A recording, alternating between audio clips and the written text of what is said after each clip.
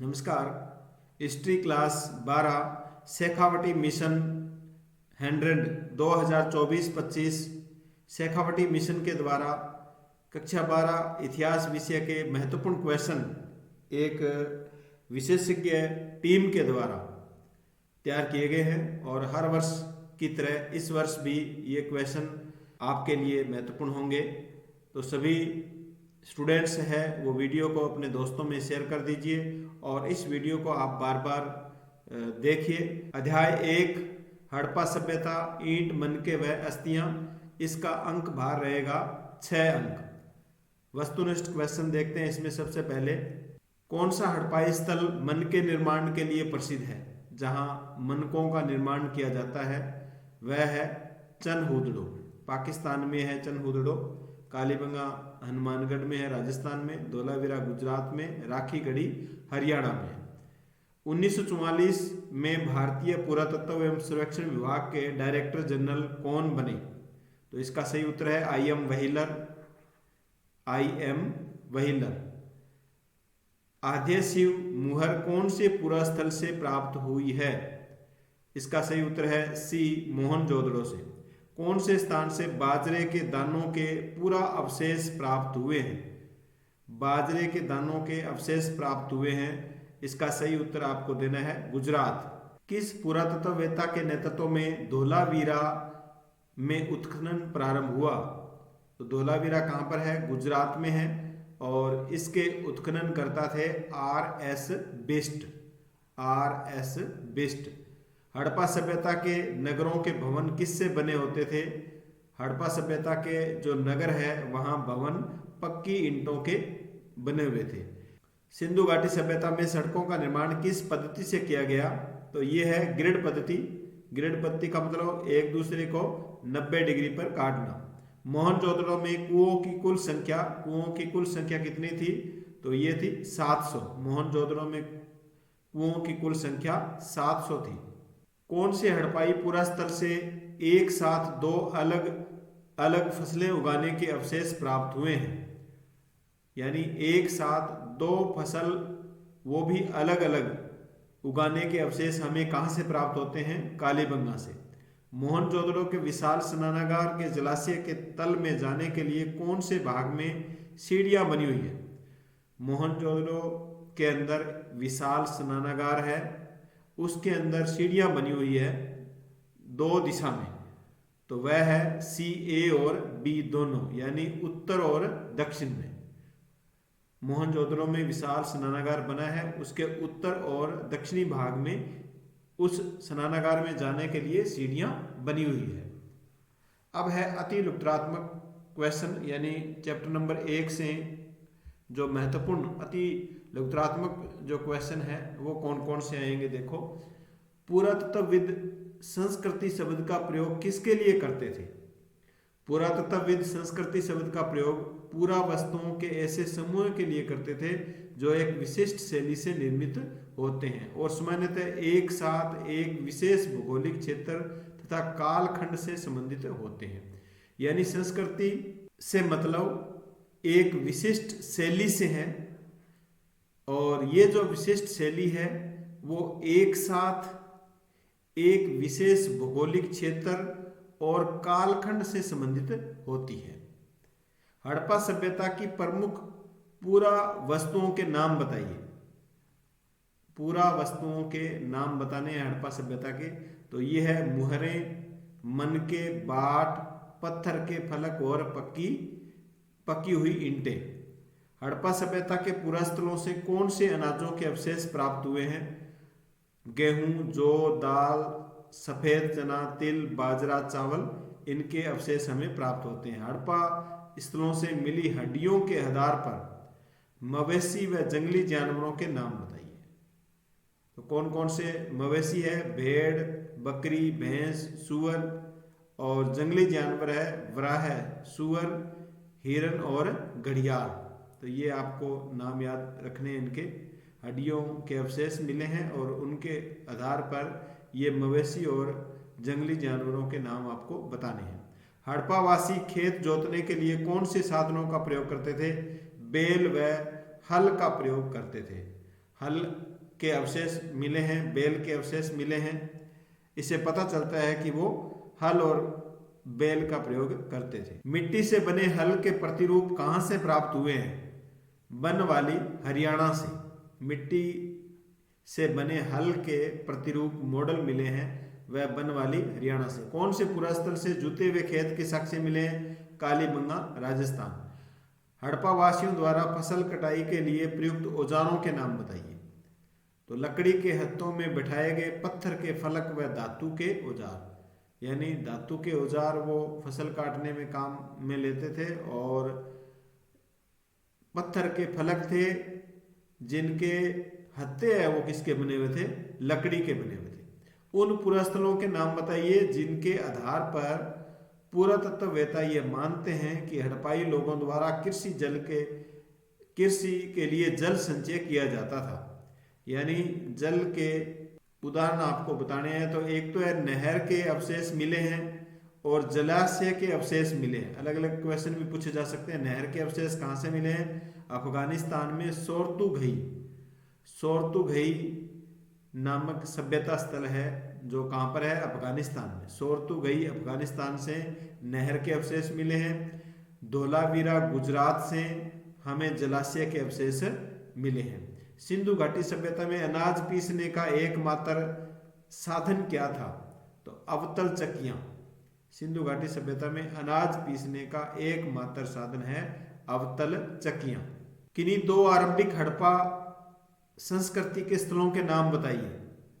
किन्हीं दो आरंभिक हड़प्पा संस्कृति स्थलों के नाम बताइए। बहुत ही अच्छा क्वेश्चन है ये। आमरी नाल और कोट दीजी। आमरी नाल और कोट दीजी दोनों ही पाकिस्तान में है। आमरी नाल और कोट दीजी। किन्हीं दो विकसित हड़प्पा पुरास्थलों के नाम बताइए। हड़प्पा और मोहनजोदड़ो। सिंधु घाटी सभ्यता की खोज की घोषणा कब व किसके द्वारा की गई? 1924 ईस्वी में भारतीय पुरातत्व सर्वेक्षण विभाग के महानिदेशक जॉन मार्शल द्वारा। यानी पूरे विश्व के सामने जॉन मार्शल के द्वारा ये बताया गया कि हमने एक सभ्यता की खोज की है, और वह सभ्यता कौन सी है? सिंधु घाटी सभ्यता है। सिंधु घाटी सभ्यता की सबसे विशिष्ट पुरावस्तु क्या है? हड़प्पाई मुहर। चैप्टर के शुरुआत में ये दिया हुआ है। सबसे विशिष्ट पुरावस्तु है हड़प्पाई मुहर, जो किसकी बनी है? सेल खड़ी नामक पत्थर से बनी है। भारतीय पुरातात्विक सर्वेक्षण विभाग के प्रथम जनरल डायरेक्टर कौन थे, या भारतीय पुरातत्व का जनक किसे कहा जाता है? तो भारतीय पुरातत्व का जनक इस रूप से क्वेश्चन आ जाए, या प्रथम डायरेक्टर जनरल पूछा जाए भारतीय पुरातात्विक सर्वेक्षण विभाग के, तो वो है अलेक्जेंडर कनिंघम। 1875 ईस्वी में अलेक्जेंडर कनिंघम। अवतल चक्कियां हड़प्पा सभ्यता के किस स्थल से प्राप्त हुई है? अवतल चक्कियां हड़प्पा सभ्यता स्थल के किस स्थल से प्राप्त हुई है? मोहनजोदड़ो से। शंख से वस्तुएं बनाने के दो प्रमुख केंद्रों के नाम बताइए। शंख से वस्तुएं किन केंद्रों पर बनाई जाती थी? नागेश्वर व बालाकोट। नागेश्वर व बालाकोट। परिपक्व हड़प्पा सभ्यता काल का निर्धारण कितना किया गया है? तो परिपक्व हड़प्पा सभ्यता काल का निर्धारण 2600 ईसा पूर्व से 1900 ईसा पूर्व के मध्य। बहुत ही अच्छा क्वेश्चन। हड़प्पा सभ्यता का जो समय है, काल है, वह है 2600 ईसा पूर्व से 1900 ईसा पूर्व। यह आपको याद रखना है। कौन से हड़प्पाई स्थलों में पूरी बस्ती किलेबंद थी? कौन से हड़प्पा सभ्यता स्थल है जहां पर पूरी बस्ती को किलेबंद किया गया था? धोलावीरा व लोथल, और दोनों ही कहां पर है? गुजरात में है। मन के निर्माण में किन पदार्थों का प्रयोग किया जाता था? कार्लिनियन पत्थर, जैस्पर, स्फटिक, क्वार्टज, सेल खड़ी पत्थर, तांबा, कांसा और सोना, इनसे मन के बनाए जाते थे। हड़प्पा कालीन भवनों में भूमि तल पर बनी दीवारों में खिड़की की अनुपस्थिति किस बात की ओर इशारा करती है? हड़प्पा कालीन यानी हड़प्पा सभ्यता में जो दीवारें बनी हुई थी उनमें खिड़कियां नहीं थी। उसका क्या कारण था? हड़प्पाई लोगों द्वारा अपनी एकांतता को दिए जाने वाले महत्व। यानी वो एकांतता को महत्व देते थे, इसलिए अपनी दीवारों में खिड़कियां नहीं रखते थे। मोहनजोदड़ो की ऐसी सार्वजनिक संरचनाएं कौन सी है जिनका प्रयोग विशिष्ट सार्वजनिक प्रयोजन के लिए किया जाता था? तो ये है माल गोदाम और विशाल स्नानागार। बहुत ही अच्छा क्वेश्चन, माल गोदाम और विशाल स्नानागार। फ्यांस क्या है? घिसी हुई रेत अथवा बालू तथा रंग और चिपचिपे पदार्थ के मिश्रण को पकाकर बनाए गए पदार्थ जिनसे कीमती छोटे पात्र बनाए जाते थे, ये क्या कहलाते थे? फ्यांस कहलाते थे। घिसी हुई फ्यांस है वो किससे बनता था? रेत, जिसे बालू रेत आप बोलते हो, उसमें रंग मिलाया जाता था। रेत और रंग और कोई चिपचिपा पदार्थ मिलाया जाता था, इनको मिला करके एक मिश्रण बनाया जाता था और उससे बर्तन बनाए जाते थे। पूरी तरह से शिल्प उत्पादन में संलग्न वस्तु कौन सी थी? चनहुदड़ो। मनकों में छेद करने के उपकरण कहाँ से मिले हैं? तो मनकों में छेद करने के उपकरण है वो चनहुदड़ो में, चनहुदड़ो और लोथल, धोलावीरा, यहाँ से हमें उपकरण मिले हैं और इन उपकरणों का जो प्रयोग है वो मनकों के अंदर छेद करने में किया जाता था। लाजवर्द मणि का सबसे अच्छा स्रोत था, लाजवर्द मणि का सबसे अच्छा स्रोत था, यानी लाजवर्द मणि कहाँ से प्राप्त होती थी? सोरतुघई, अफगानिस्तान, सोरतुघई के निकट से लाजवर्द मणि को प्राप्त किया जाता था। कार्नेलियन पत्थर कहाँ से प्राप्त किया जाता था? गुजरात के बड़ौच में स्थित लोथल से। कार्नेलियन पत्थर कहाँ से प्राप्त होता था? लोथल से। हड़प्पा काल में मोहर निर्माण हेतु सेल खड़ी कहाँ से प्राप्त की जाती थी? दक्षिणी राजस्थान और उत्तरी गुजरात से। सेल खड़ी पत्थर कहाँ से प्राप्त होता था? दक्षिणी राजस्थान से और उत्तरी गुजरात से। तांबे की असाधारण संपदा कहाँ से मिली है? गणेश्वर जोधपुरा यानी खेतड़ी क्षेत्र से। तांबे की असाधारण संपदा राजस्थान में गणेश्वर जोधपुरा यानी खेतड़ी क्षेत्र को क्या बोलते हैं? गणेश्वर जोधपुरा। हड़प्पावासी तांबा कहाँ से प्राप्त करते थे? खेतड़ी क्षेत्र के गणेश्वर जोधपुरा से तथा अरब प्रायद्वीप के दक्षिणी पूर्वी छोर पर स्थित ओमान से। मेसोपोटामिया के लेखों में मगान का उल्लेख किसके लिए हुआ है? ओमान के लिए, तांबे के एक स्रोत के संदर्भ में, यानी यहाँ से तांबा है वो प्राप्त किया जाता था ओमान से। मेसोपोटामिया के लेख में दिलमुन शब्द किसके लिए प्रयुक्त हुआ है? बहरीन द्वीप के लिए। बहुत ही अच्छे क्वेश्चन है। दिलमुन किसके लिए आया है? जो मेसोपोटामिया के लेख है उनमें बहरीन द्वीप के लिए। मेसोपोटामिया के लेखों में मेलुआ शब्द किसके लिए प्रयुक्त हुआ है? मेलुआ शब्द हड़प्पा सभ्यता के लिए प्रयुक्त हुआ है, मेलुआ, और इसका शाब्दिक अर्थ है नाविकों का देश। नाविकों का यानी हड़प्पा सभ्यता को नाविकों का देश कहा गया है मेसोपोटामिया के लेखों में। तो ये आपको याद रखना है, ओमान, मगान, बहरीन द्वीप, दिलमुन और हड़प्पा सभ्यता मेलुआ। पुरातत्वविदों के अनुसार मेलुआ का हाजी पक्षी क्या था? मेलुआ यानी हड़प्पा सभ्यता का हाजी पक्षी क्या था? मोर। मेसोपोटामिया के लेखों में नाविकों का देश किसे कहा गया है? मेलुआ, हड़प्पा या सिंधु सभ्यता को कहा गया है। ऋग्वेद में उल्लेखित पुर शब्द का अर्थ है प्राचीन किला या गढ़। पुरंदर किसे कहा गया है? आर्यों के युद्ध के देवता इंद्र को, आर्यों के युद्ध के देवता इंद्र को अर्थात गढ़ विध्वंसक कहा गया है। हड़प्पा सभ्यता, हड़प्पा के समान मोहरें मोहनजोदड़ो से किस पुरातत्ववेत्ता ने खोजी? राखलदास बनर्जी ने। मोहनजोदड़ो से जो मोहरें खोजी गई किस पुरातत्ववेत्ता के द्वारा खोजी गई? राखलदास बनर्जी के द्वारा। खुदाई में एक समान क्षैतिज इकाइयों के बजाय नई तकनीक टिल्ले के स्तर विन्यास का अनुसरण का आरंभ किसके द्वारा किया गया?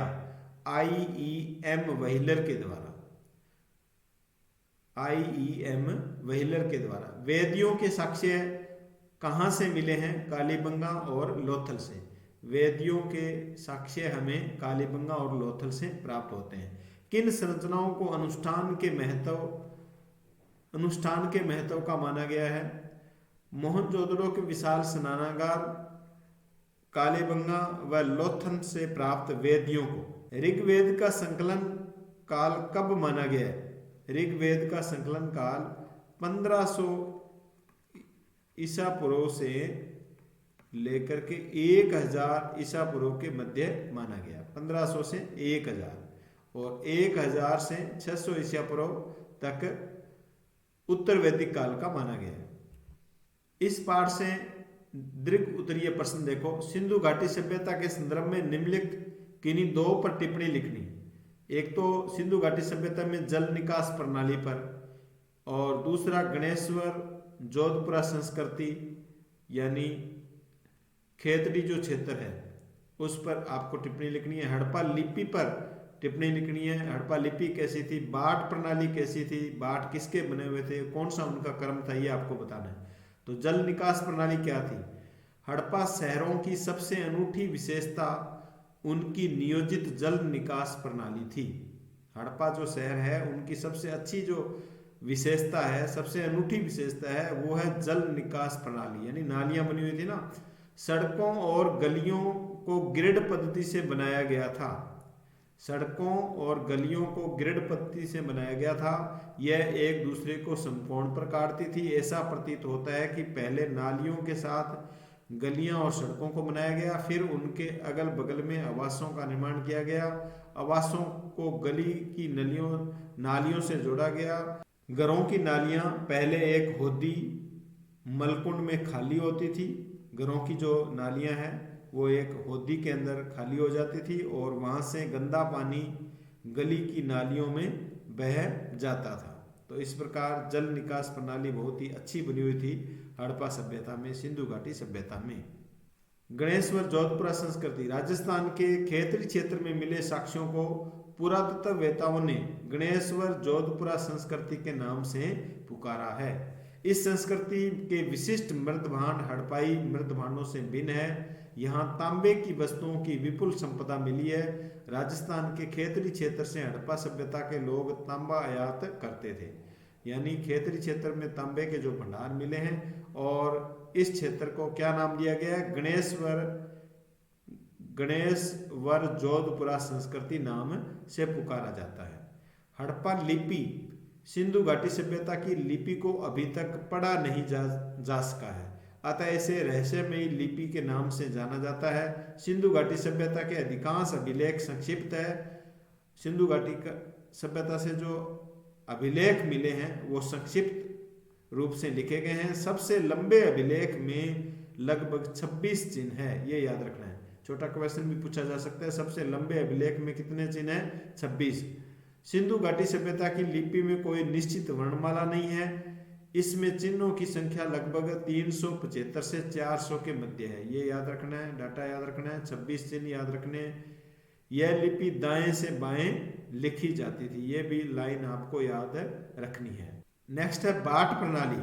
सिंधु घाटी सभ्यता के बाट एक सूक्ष्म या परिशुद्ध प्रणाली द्वारा नियंत्रित थे। यह बाट चर्ट नामक पत्थर से बनाए जाते थे। सामान्यतः किसी भी प्रकार के निशान से रहित घनाकार होते, कोई निशान नहीं होता था बाटों के ऊपर। इन बाटों के निचले मानदंड दिवधारी यानी 1, 2, 4, 8, 16, 32 इत्यादि यानी 12,800 तक होते थे, जबकि ऊपरी मानदंड दशमलव प्रणाली के अनुसार होते। तो ये बाटों के बारे में, हड़प्पा लिपि के बारे में इस प्रकार आपसे छोटे छोटे क्वेश्चन भी पूछे जा सकते हैं और इन पर टिप्पणी भी पूछी जा सकती है। आप किस आधार पर कह सकते हैं कि सिंधु सभ्यता में आंतरिक और विदेशी व्यापार दोनों ही उन्नत अवस्था में होते थे? यानी सिंधु घाटी सभ्यता के अंदर भी व्यापार होता था और विदेशों से भी ये व्यापार करते थे। जैसे मेसोपोटामिया सभ्यता है, मिस्र की सभ्यता है, इनसे भी ये व्यापार करते थे। आंतरिक व्यापार देखिए, सिंधु घाटी सभ्यता में आंतरिक व्यापार उन्नत अवस्था में था। हड़प्पावासी शिल्प उत्पादन हेतु माल प्राप्त करने के लिए कई तरीके अपनाते थे। उदाहरण के लिए उन्होंने नागेश्वर और बालाकोट में, जहां शंख आसानी से उपलब्ध होता था, बस्तियां स्थापित की। अत्यंत कीमती माने जाने वाले नीले रंग के पत्थर लाजवर्द मणि से प्राप्त स्थल के निकट सुदूर अफगानिस्तान में सोर्तुगही नामक स्थान पर बस्ती का निर्माण किया। सिंधुवासी कार्निलियन गुजरात के बड़ौच क्षेत्र यानी लोथल से प्राप्त करते थे। सेलखड़ी नामक पत्थर दक्षिणी राजस्थान और उत्तरी गुजरात से तथा तांबा है वो राजस्थान के खेतड़ी से आयात करते थे। सिंधुवासी सोने का आयात दक्षिण भारत से करते थे। तांबे का तो खेतड़ी राजस्थान से, और सोने का जो आयात है वो दक्षिणी भारत कर्नाटक से करते थे। इन क्षेत्रों में यदा कदा प्राप्त होने वाले हड़पाई पूरा वस्तुएं आंतरिक व्यापार की पुष्टि है वो करती है। तो ये तो हुआ आंतरिक व्यापार के संबंध में। अब है विदेशी व्यापार या सुदूर क्षेत्रों से संपर्क था या नहीं था। सिंधुवासियों के अपने समकालीन विदेशी सभ्यताओं के साथ घनिष्ठ व्यापारिक संबंध थे। सिंधुवासी तांबे का आयात खेतड़ी क्षेत्र के अलावा मगन ओमान से भी करते थे। देखो तांबे, सिंधुवासी जो है वो तांबे का आयात करते थे, खेतड़ी से भी करते थे और मगान ओमान से भी करते थे। मेसोपोटामिया के पूरा स्थलों से प्राप्त हड़पाई मुहर बाट मन के विदेशी व्यापार की पुष्टि करते हैं। मेसोपोटामिया के जो पूरा स्थल है वहां से हमारी जो हड़प्पा सभ्यता है उसके अवशेष वहां पर मिले हैं। तो इससे पता चलता है कि विदेशों से हमारा व्यापार होता था। प्राचीन मेसोपोटामिया के लेखों में हड़प्पा को मेलुहा नाम से भी संबोधित किया गया, जिसका शाब्दिक अर्थ है नाविकों का देश। मुहरों पर जहाज तथा नावों का चित्रांकन इस बात की पुष्टि करता है कि हड़प्पा काल में सामुद्रिक व्यापार भी उन्नत अवस्था में होता था। तो सामुद्रिक व्यापार के साक्ष्य भी हमें मिलते हैं कि मुहरों पर किसका चित्रांकन मिलता है, हमें जहाज और नावों का चित्रांकन मिलता है। तो ये विदेशों से व्यापार से संबंधित था। अब है मन के बनाने की प्रक्रिया आपको बतानी है। मन के बनाने या मन के निर्माण की प्रक्रिया समझाइए। मन के निर्माण की प्रक्रिया या विधि। मनके का कार्य सिंधु निवासियों के प्रमुख शिल्प कार्यों में से एक था। मुख्य कार्य ये था। मनके बनाने की तकनीकों में प्रयुक्त पदार्थ के अनुसार भिन्नताएं थी। नंबर 1 देखिए, सेलखड़ी एक मुलायम पत्थर था। सेलखड़ी चूर्ण के लेप को सांचे में डालकर सूक्ष्म मनकों का निर्माण किया जाता था। सेलखड़ी पत्थर से भी मनके बनाए जाते थे। कार्निलियन का लाल रंग पीले रंग के कच्चे माल तथा उत्पादन के विभिन्न चरणों में मनकों को आग में पकाकर प्राप्त किया जाता था। पत्थर के पिंडों को पहले अपरिष्कृत आकारों में तोड़ा जाता था, फिर बारीकी से सलक निकालकर इन्हें अंतिम रूप से दिया जाता था। घिसाई, पॉलिश और इनके छेद करने के साथ यह प्रक्रिया पूरी होती थी। महत्वपूर्ण तथ्य है, चन्न, हुदलो, लोथल, धोलावीरा से मन के निर्माण के उपकरण के साक्ष्य है वो हमें प्राप्त होते हैं। तो ये मन के निर्माण की प्रक्रिया के बारे में आपको बताना है। हड़प्पा सभ्यता का अंत किन कारणों से हुआ, उल्लेख कीजिए। 3 कारण बताने हैं कि हड़प्पा सभ्यता का अंत कैसे हुआ। हड़प्पा सभ्यता के अंत के संभावित कारण ये है, देखो, सिंधु नदी के मार्ग बदलने और जलवायु परिवर्तन से संभवतः हड़प्पा सभ्यता नष्ट हो गई। यानी सिंधु सभ्यता है उसने मार्ग बदल लिया, जिससे वहां सूखापन हुआ और फसलें नहीं हुई। इसकी वजह से ये सभ्यता नष्ट हो गई। जलवायु परिवर्तन के कारण भी सभ्यता नष्ट हुई। सिंधु नदी की बाढ़ की वजह से भी ये माना गया है कि ये सभ्यता नष्ट हो गई। नदियों के सूख जाने के कारण और मार्ग परिवर्तन के कारण भी यहाँ पर रेगिस्तान का प्रसार हुआ, जिससे ये सभ्यता है वो नष्ट हुई। तो ये 3 कारण आपको बताना है। सिंधु नदी के मार्ग बदलने से और जलवायु में परिवर्तन होने से, सिंधु नदी में बाढ़ आने से और नदियों के सूख जाने, इनकी वजह से हड़प्पा सभ्यता का अंत है वो हुआ है। आर्यों द्वारा आक्रमण भी आप लिख सकते हो। आर्यों द्वारा आक्रमण करने से, आगजनी के द्वारा और भयंकर बीमारी की वजह से भी इस सभ्यता को माना गया है ये नष्ट हुई है। वनों की कटाई के कारण भूमि में नमी की कमी से रेगिस्तान का प्रसार हुआ, यह भी कारण माना गया है। और सुदृढ़ एकीकरण के अभाव में संभवतः हड़प्पाई राज्य का अंत हो गया। एकीकरण यानी एकता का अभाव था, जिससे हड़प्पाई राज्य का अंत हुआ। मोहनजोदड़ो के संदर्भ में निम्नलिखित प्रमुख विशेषताओं पर संक्षिप्त टिप्पणी लिखिए। एक, नियोजित शहरी केंद्र गृह स्थापत्य। मोहनजोदड़ो एक नियोजित शहरी केंद्र था। व्याख्या कीजिए। मोहनजोदड़ो के गृह स्थापत्य की 3 विशेषताएं बताइए। इस प्रकार के छोटे क्वेश्चन हैं, वो आपसे पूछे जा सकते हैं। मोहनजोदड़ो का एक नियोजित शहरी केंद्र के रूप में मूल्यांकन। नियोजित शहरी केंद्र यानी व्यवस्थित रूप से। हड़प्पा सभ्यता का सबसे अनूठा पहलू शहरी केंद्रों का विकास था। हड़प्पा सभ्यता का सबसे प्रसिद्ध पूरा स्थल मोहनजोदड़ो में बस्ती 2 भागों में विभाजित थी। यानी हड़प्पा सभ्यता का सबसे प्रसिद्ध पूरा स्थल है वो है मोहनजोदड़ो, और यहाँ पर बस्ती है वो 2 भागों में विभाजित थी। एक भाग का नाम था दुर्ग और दूसरा भाग था निचला शहर। दुर्ग और निचला शहर। दुर्ग की ऊंचाई का कारण यह था कि यहाँ की संरचना कच्ची ईंटों के चबूतरे पर बनी हुई थी। यानी जो दुर्ग था वो कच्ची ईंटों का एक चबूतरा बनाया गया था, उसके ऊपर ये दुर्ग बना हुआ था। दुर्ग की दीवार से घेरकर निचले शहर से अलग किया गया था। निचला शहर भी दीवार से घेरा गया था। एक बार यानी दोनों, जो निचला शहर है उसको भी दीवार से घेरा गया था और जो दुर्ग है उसको भी चारों ओर से दीवार से घेरा गया था, इसलिए दोनों अलग अलग थे। एक बार चबूतरों की यथा स्थान बनने के बाद शहर का सारा भवन निर्माण कार्य चबूतरों पर एक निश्चित क्षेत्र तक सीमित था। इसलिए ऐसा प्रतीत होता है कि पहले बस्ती का नियोजन किया गया, यानी प्लानिंग बनाई गई और फिर उसके अनुसार क्रियान्वयन किया गया। मोहनजोदड़ो में दुर्ग भाग की प्रमुख इमारतें, जो दुर्ग में इमारतें बनी हुई थी वो थी माल गोदाम और विशाल स्नानागार। तो ये एक हम बता सकते हैं कि किस प्रकार मोहनजोदड़ो है वो एक नियोजित शहर बसा हुआ था। मोहनजोदड़ो के गृह स्थापत्य की प्रमुख विशेषताएं, यानी जो घर बने हुए थे उनकी क्या विशेषता थी। मोहनजोदड़ो का निचला शहर आवासीय भवनों के उदाहरण प्रस्तुत करता है। यानी जो निचला शहर है उसमें आवासीय घर बने हुए हैं। इनके भवन प्राय पक्की ईंटों के बने होते थे। अब ये याद रखना है, क्वेश्चन पूछा जाता है पक्की ईंटों के बने हुए थे या कच्ची ईंटों के। तो पक्की ईंटों के घर बने हुए थे।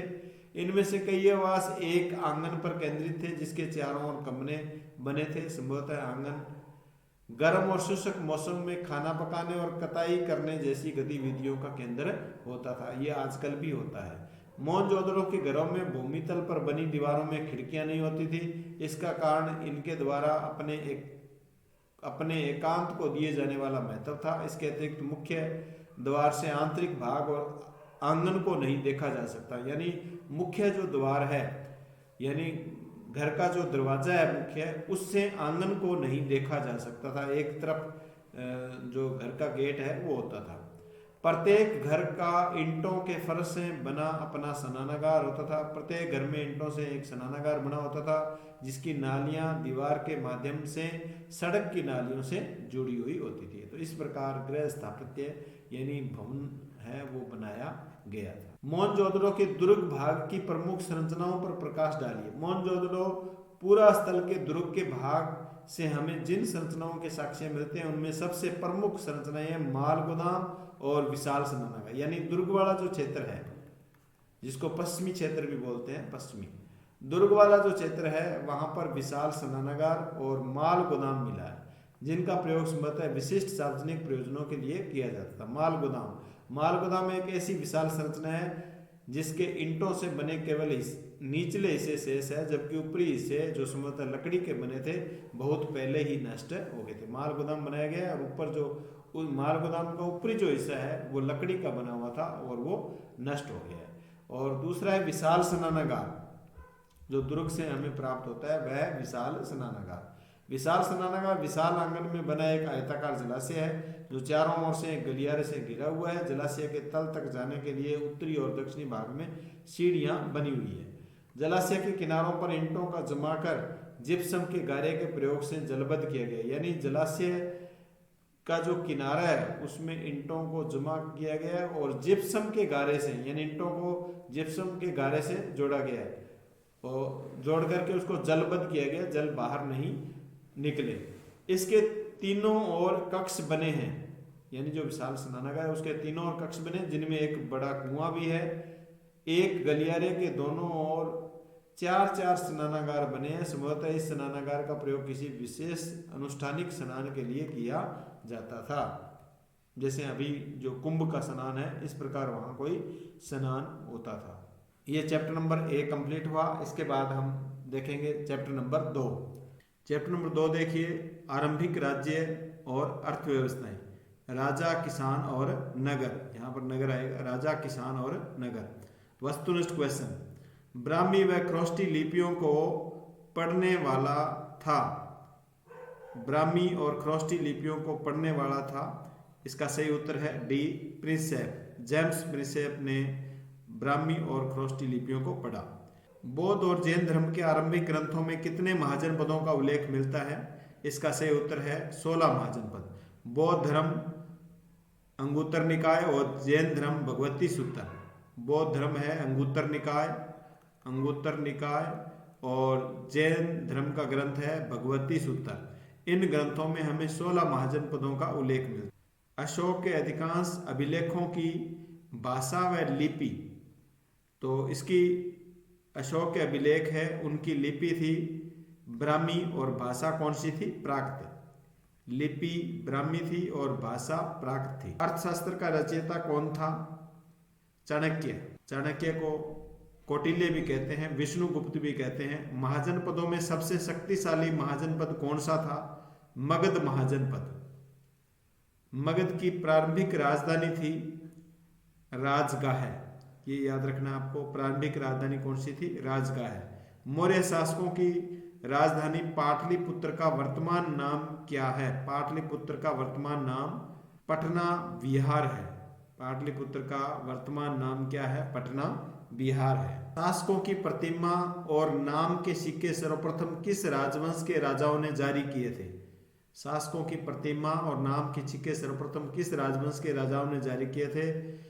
हिंद यूनानी शासकों ने। कौन से शासक अपने नाम के आगे देवपुत्र की उपाधि लगाते थे?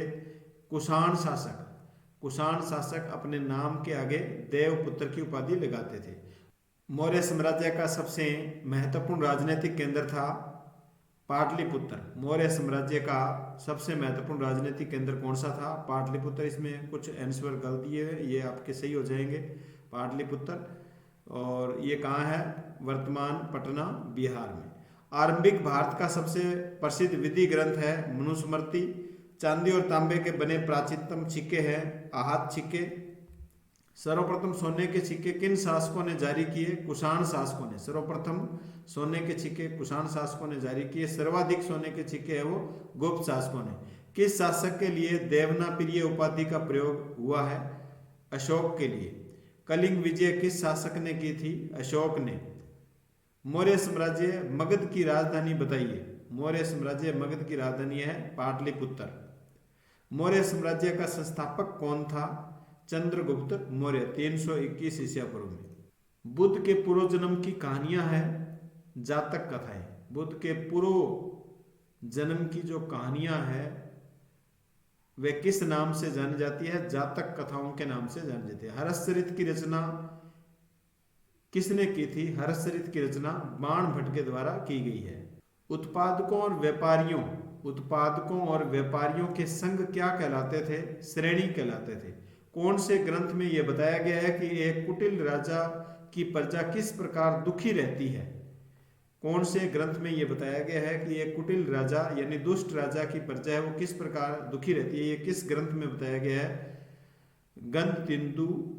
गंध तिंदु जातक नामक ग्रंथ में।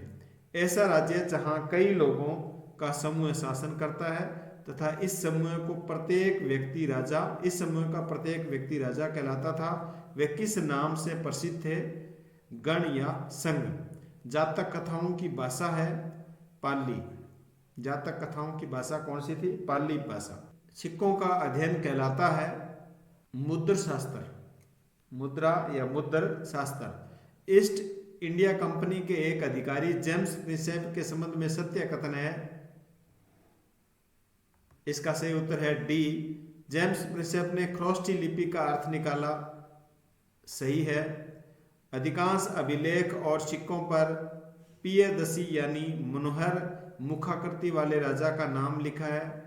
यह भी सही है। कुछ अभिलेखों पर राजा का नाम अशोक भी लिखा है।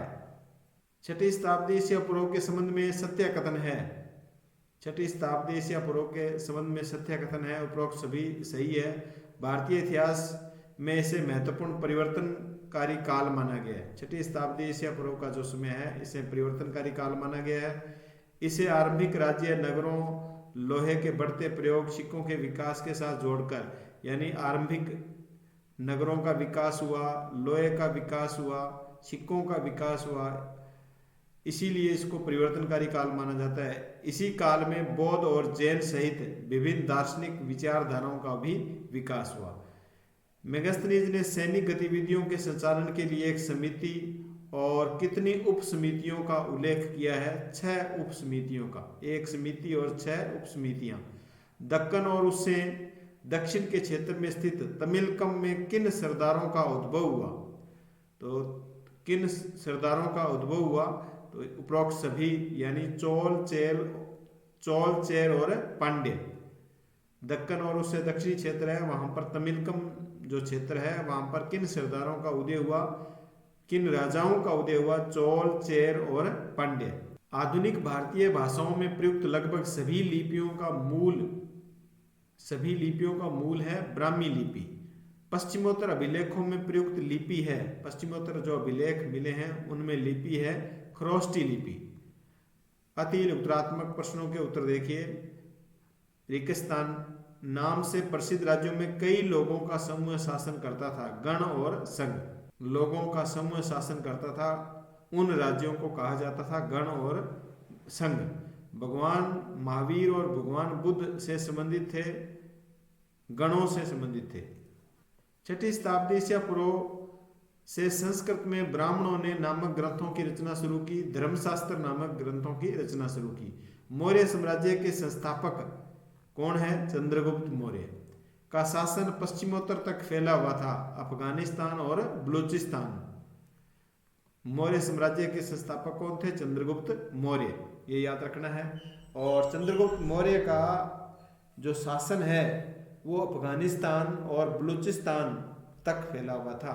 धम्म के प्रचार के लिए अशोक ने किन विशेष अधिकारियों की नियुक्ति की? धम्म महामातर। शिल्पाधिकारम है एक तमिल महाकाव्य, शिल्पाधिकारम एक ग्रंथ है, तमिल महाकाव्य ग्रंथ है। कुषाण शासकों की विशाल मूर्तियां कहाँ लगाई गई थी? उत्तर प्रदेश में मथुरा के पास माट में, ये याद रखना है। कुषाण शासकों की विशाल काय मूर्तियां कहाँ लगाई गई थी? उत्तर प्रदेश में मथुरा के पास माट में, यानी यूपी में मथुरा माट में मूर्तियां लगाई गई है। देखो मैं से मिल रहा है मूर्तियां, मथुरा माट मूर्तियां, इस प्रकार याद कर लेना। कुषाण शासकों को प्रेरित करने वाले चीनी शासक स्वयं को कहते थे स्वर्गपुत्र। कुषाण शासकों को प्रेरित करने वाले चीनी शासक स्वयं को स्वर्गपुत्र कहते थे। गुप्त शासकों का इतिहास किन स्रोतों की सहायता से लिखा गया? गुप्त शासकों का जो इतिहास लिखा गया वो किन स्रोतों की सहायता से लिखा गया? तो इनका जो इतिहास है वो गुप्तों का जो साहित्य है, सिक्के है, अभिलेख है, कवियों द्वारा राजा स्वामी की प्रशंसा में लिखी गई प्रशस्तियों की सहायता से गुप्त शासकों का इतिहास है वो लिखा गया। इलाहाबाद स्तंभ लेख के नाम से प्रसिद्ध है प्रयाग प्रशस्ति। इलाहाबाद जो स्तंभ लेख है वो प्रयाग प्रशस्ति नाम से भी प्रसिद्ध है। हरिसेन कौन था भाई? समुद्रगुप्त का राजकवि। हरिसेन समुद्रगुप्त का राजकवि था जिसने प्रयाग प्रशस्ति की रचना संस्कृत भाषा में की। तो हरिसेन के बारे में आपको याद रखना है, ये समुद्रगुप्त के दरबार के अंदर रहता था। हरिसेन समुद्रगुप्त के दरबार में रहता था और प्रयाग प्रशस्ति की इन्होंने संस्कृत भाषा में रचना की। सुदर्शन झील का पुनर्निर्माण किसने करवाया? शक शासक रुद्रदामन ने। स्कंदगुप्त ने भी इसका पुनर्निर्माण करवाया था। शक शासक रुद्रदामन ने भी इसका पुनर्निर्माण करवाया था। किसान खास तौर पर क्यों त्रस्त या दुखी रहते थे? क्योंकि शासक अपने राजकोष को भरने के लिए बड़े बड़े करों की किसानों से मांग करते थे। पाली भाषा में गणपति का प्रयोग किसके लिए किया जाता है? छोटे किसानों के लिए। गहपति, पाली भाषा में गहपति है, ये गहपति का प्रयोग किसके लिए किया जाता है? छोटे किसानों और जमींदारों के लिए। आरंभिक तमिल संगम साहित्य में गांव के किन वर्गों का उल्लेख है? आरंभिक तमिल साहित्य संगम साहित्य में गांव के किन वर्गों का उल्लेख है? वेलालर यानी बड़े जमींदार, उलवर, हलवाहा, दास, अणिमई जैसे वर्गों का उल्लेख मिलता है।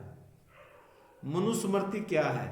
आरंभिक भारत का सबसे प्रसिद्ध विधि ग्रंथ जिसे संस्कृत भाषा में दूसरी शताब्दी ईसा पूर्व से दूसरी शताब्दी ईस्वी के बीच लिखा गया है। दूसरी शताब्दी ईसा पूर्व से दूसरी शताब्दी ईस्वी के बीच में ये मनुस्मृति ग्रंथ है वो लिखा गया है। ये विधि ग्रंथ है, कानून वाला ग्रंथ है। जातक कथाओं के अनुसार करों से बचने के लिए जनता क्या उपाय करती थी? इससे बचने के लिए एक उपाय जंगल की ओर भाग जाना होता था। किसान कर चुका नहीं पाते थे राजाओं का, तो वो जंगल में भाग जाते थे। भूमिदान क्या थे? वे साधारण तौर पर धार्मिक संस्थाओं में ब्राह्मणों को दिए जाने वाले दान थे। प्रभावती गुप्ता कौन थी? आरंभिक भारत के सबसे महत्वपूर्ण शासक चंद्रगुप्त द्वितीय की पुत्री, जिसने अपने पति की मृत्यु के बाद शासन किया था। चंद्रगुप्त द्वितीय की पुत्री थी प्रभावती गुप्ता। हर्षचरित के लेखक कौन है? हर्षवर्धन के राजकवि बाणभट्ट। हर्षचरित के लेखक है बाणभट्ट, और ये किसके दरबार में थे? हर्षवर्धन के दरबार में थे। किन लोगों पर अधिकारियों सामंतों का नियंत्रण नहीं था? किन लोगों पर अधिकारियों और सामंतों का नियंत्रण नहीं था? पशुपालकों, संग्राहक है, शिकारी, मछुआरे, शिल्पकार, घुमक्कड़ लोगों पर, एक स्थान पर रहने वाले और जगह जगह घूमकर खेती करने वाले लोगों पर अधिकारियों और सामंतों का नियंत्रण नहीं था। उत्तरी कृष्ण मार्जित पात्र किसे कहा गया है? उत्तरी कृष्ण मार्जित पात्र उत्कृष्ट श्रेणी के मिट्टी के कटोरे और थालियां जिन पर चमकदार कली चढ़ी है उन्हें उत्तरी कृष्ण मार्जित पात्र कहा गया है, जिन पर चमकदार कली चढ़ी है। श्रेणी क्या थी? उत्पादकों और व्यापारियों के संग श्रेणी कहलाते थे। श्रेणी क्या थी? उत्पादकों और व्यापारियों के संग श्रेणी कहलाते थे। मस्त, थुवन, सतवाह और सेठी कौन थे? बड़े, सफल और धनी व्यापारी। सबसे पहले कौन से सिक्के प्रयोग में लाए गए? चांदी और तांबे के हाथ सिक्के। पंजाब और हरियाणा जैसे क्षेत्रों में ने अपने सिक्के जारी किए। योधेय कबायली गणराज्यों ने। पंजाब और हरियाणा और उत्तरी राजस्थान का जो क्षेत्र है वो पहले क्या कहलाता था? योधेय कहलाता था। प्राचीनतम अभिलेख वस्तुतः में था प्राकृत भाषा में। प्रतिवेदक कौन थे और इनकी नियुक्ति किसने प्रारंभ की थी? सम्राट अशोक द्वारा नियुक्त लोगों के समाचार राजा तक पहुंचाने वाले संवाददाता, ये प्रतिवेदक थे। सम्राट अशोक द्वारा नियुक्त लोगों के जो समाचार है वो राजा तक पहुंचाए जाते थे, ये गुप्तचर लोग थे जिनको प्रतिवेदक कहा जाता था। अशोक के धर्म के सिद्धांत सरल और सार्वभौमिक थे। प्रभावती गुप्त द्वारा दंगुन गांव दान किसे दिया गया? आचार्य चनाल स्वामी को। दंगुन गांव, ये नाम भी आपको याद रखना है। दंगुन नाम का जो गांव है ये पूरा गांव आचार्य चनाल स्वामी को प्रभावती गुप्त, जो चंद्रगुप्त द्वितीय की पुत्री थी, के द्वारा दिया गया। कुटुंबिन कौन होते थे? गांव के गृहस्थ और कृषक कुटुंबिन कहलाते थे। मौर्यकालीन सैनिक और प्रशासनिक संगठन के बारे में विस्तृत विवरण किस ग्रंथ में मिलते हैं? अर्थशास्त्र में, जो चाणक्य या कौटिल्य द्वारा लिखा गया है। अब है लघुतरात्मक प्रश्न। मौर्य वंश की जानकारी के प्रमुख स्रोत कौन कौन से हैं? यानी मौर्य वंश के बारे में हमें जानकारी कहाँ? ये तो एक क्वेश्चन तो आएगा सभी पाठों में से एक इस प्रकार का क्वेश्चन आपसे पूछा जाएगा। चंद्रगुप्त के दरबारी विद्वान और यूनानी राजदूत मेगस्थनीज की पुस्तक इंडिका इंडिका से भी हमें चंद्रगुप्त के बारे में जानकारी मिलती है। चंद्रगुप्त के मंत्री कौटिल्य और चाणक्य की पुस्तक अर्थशास्त्र से भी हमें मौर्य वंश के बारे में, और अशोक के अभिलेखों से, जैन और बौद्ध पौराणिक ग्रंथों से हमें मौर्य शासकों के बारे में जानकारी प्राप्त होती है। प्रयाग प्रशस्ति पर एक संक्षिप्त टिप्पणी लिखिए। प्रयाग प्रशस्ति पर एक टिप्पणी लिखनी है। इसके अन्य नाम है इलाहाबाद स्तंभ अभिलेख। इसके रचयिता है हरिसेन। गुप्त शासक समुद्रगुप्त के राजकवि थे हरिसेन। भाषा कौन सी है? संस्कृत भाषा है। प्रयाग प्रशस्ति से हमें समुद्रगुप्त के जीवन, उनकी जो विजय है, उनके व्यक्तिगत गुण है और उस समय की राजनीतिक जो दशा है उसके बारे में हमें जानकारी मिलती है प्रयाग प्रशस्ति से। बहुत ही अच्छा क्वेश्चन तैयार किया गया है शेखावटी मिशन के द्वारा, शेखावटी टीम के द्वारा।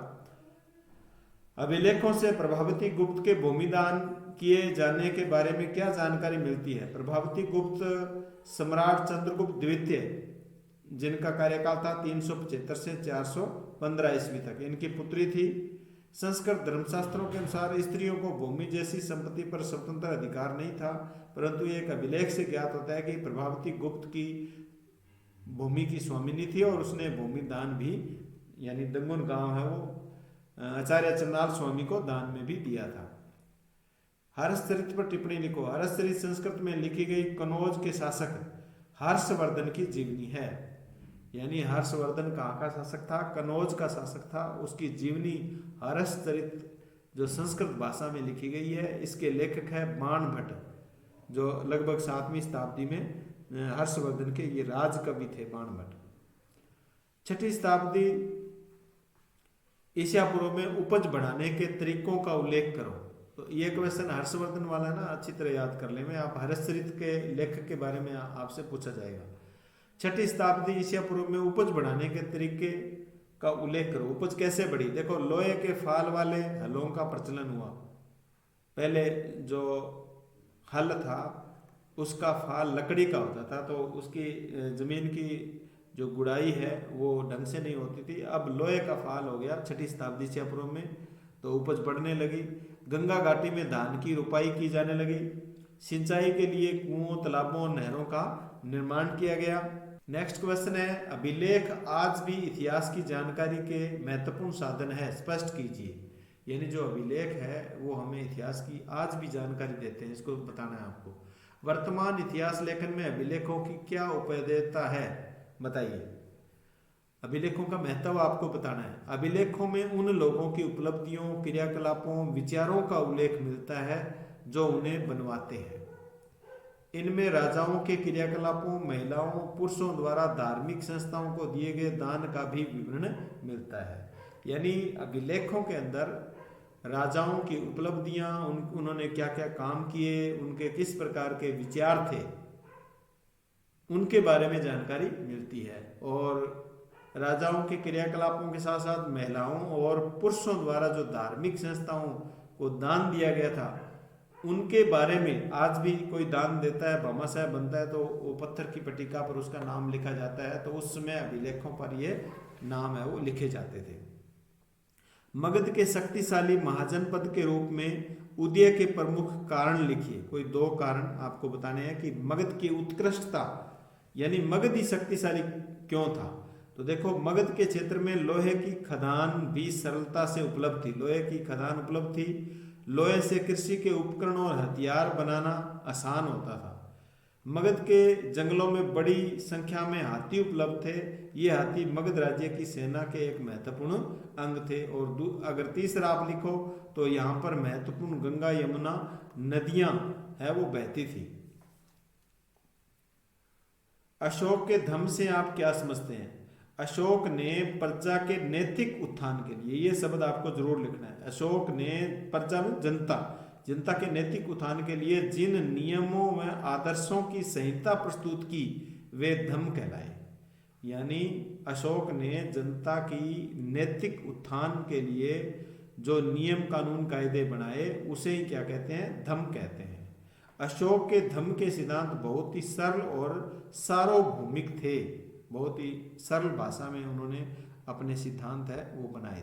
अभिलेखों से प्राप्त जानकारी की कोई 2 सीमा बताइए। कोई दोष बताने हैं क्या? उनसे जो जानकारी प्राप्त होती है उसमें क्या दोष हो सकते हैं। अभिलेख हमेशा केवल उन्हीं व्यक्तियों के विचार व्यक्त करते हैं जो उन्हें बनवाते थे। इस कारण अन्य पहलुओं के बारे में जानकारी प्राप्त नहीं होती। यानी कोई राजा है तो वो अपने बारे में ही अभिलेख लिखवाता था, किसी दूसरे के बारे में वो अच्छी बातें उसमें नहीं लिखवाता था। तो उससे ये थोड़ी सी उसमें कमी है, इसका दोष है।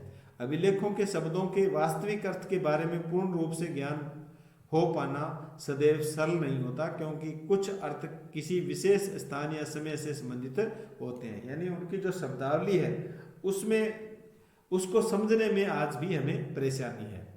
हरिसेन द्वारा प्रयाग प्रशस्ति में समुद्रगुप्त की चारित्रिक विशेषताओं का वर्णन किस प्रकार किया गया है। समुद्रगुप्त एक बहुआयामी प्रतिभा से युक्त महान शासक था। उक्त कथन की व्याख्या करो। यानी समुद्रगुप्त के चारित्रिक विशेषता किसमें बताई गई है? प्रयाग प्रशस्ति में बताई गई है, जो हरिसेन द्वारा लिखा गया है। तो ये विशेषता क्या बताई गई है, देखिए। प्रयाग प्रशस्ति में हरिसेन ने समुद्रगुप्त के लिए लिखा है कि धरती पर उनका कोई प्रतिद्वंदी नहीं था, उनके मुकाबले का कोई नहीं था। उनके गुणों और शुभ कार्यों से संपन्न उन्होंने अपने पैर के तलवे से अन्य राजाओं के यश को मिटा दिया था। वे परमात्मा पुरुष है, साधु भले की समृद्धि, असाधु बुरे के विनाश के कारण है। वे करुणा से भरे हुए हैं। उनके मस्तिष्क की दीक्षा दीन दुखियों, विरहिणियों और पीड़ितों के उद्धार के लिए है।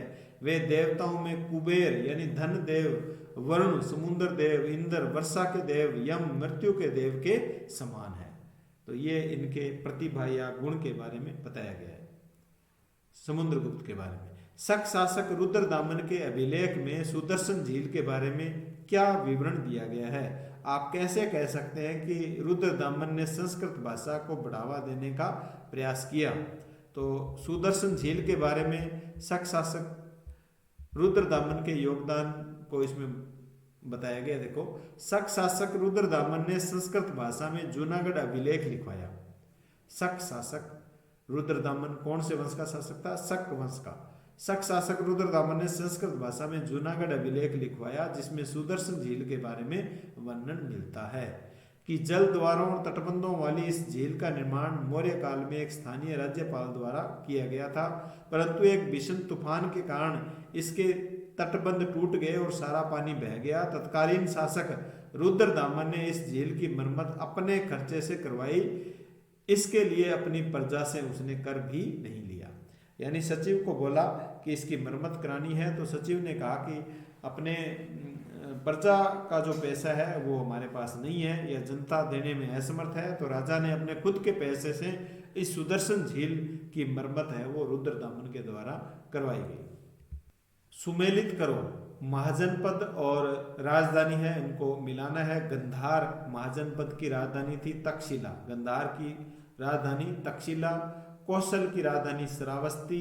काशी वाराणसी, मगध राजगीर, कुरु इंद्रप्रस्थ, पंचाल अहिछत्रपुर, अवंती उज्जैनी, सूरसेन मथुरा। बाकी ये 16 महाजनपद का सूत्र आपको बताया गया है। अवंती, अश्मक, काशी, कौशल, कुरु, कुमोज। तो इस प्रकार आपको इसमें ट्रिक के द्वारा याद करने का तरीका बताया गया। उस ट्रिक को याद करके आप इन 16 महाजनपदों के नाम भी याद रखें। महाजनपदों की प्रमुख विशेषता आपको बतानी है। 6ठी शताब्दी ईसा पूर्व से अस्तित्व में आए अधिकांश महाजनपद राजा द्वारा शासित होते थे, लेकिन कुछ महाजनपदों में गण और संघ के नाम से भी समूह शासन होता था। भूमि सहित अनेक आर्थिक स्रोतों पर राजा और गण सामूहिक नियंत्रण होता था। प्रत्येक महाजनपद को किलेबंद राजधानी होती थी, जिसे सुरक्षा और राज्य कार्य हेतु सेना, व्यवस्थित नौकरशाही होती थी। उस काल में रचित धर्मशास्त्रों के अनुसार राजा क्षत्रिय वर्ण से ही होना चाहिए तथा अन्य सभी के लिए नियम निर्धारित थे। आर्थिक स्रोत के रूप में राजा किसानों, व्यापारियों, शिल्पकारों से कर वसूलते थे तथा पड़ोसी राज्यों पर आक्रमण भी संपत्ति जुटाने का एक वैध उपाय माना जाता था। यानी पड़ोसी राज्यों पर ये आक्रमण भी करते थे और उसका कारण था धन जुटाना। कुछ महाजनपदों में कई स्थानीय सेनाएं भी होती थी, जबकि कुछ राज्य अभी भी कृषक वर्ग से की जाने वाली सहायक सेना पर निर्भर थे। अशोक द्वारा लागू किए गए प्रशासनिक सुधारों के बारे में बताइए। अशोक ने अपनी प्रजा के लिए कौन कौन से प्रशासनिक सुधार लागू किए। अशोक मौर्य वंश का सबसे प्रतापी शासक था। उसने एक विशाल साम्राज्य की स्थापना की।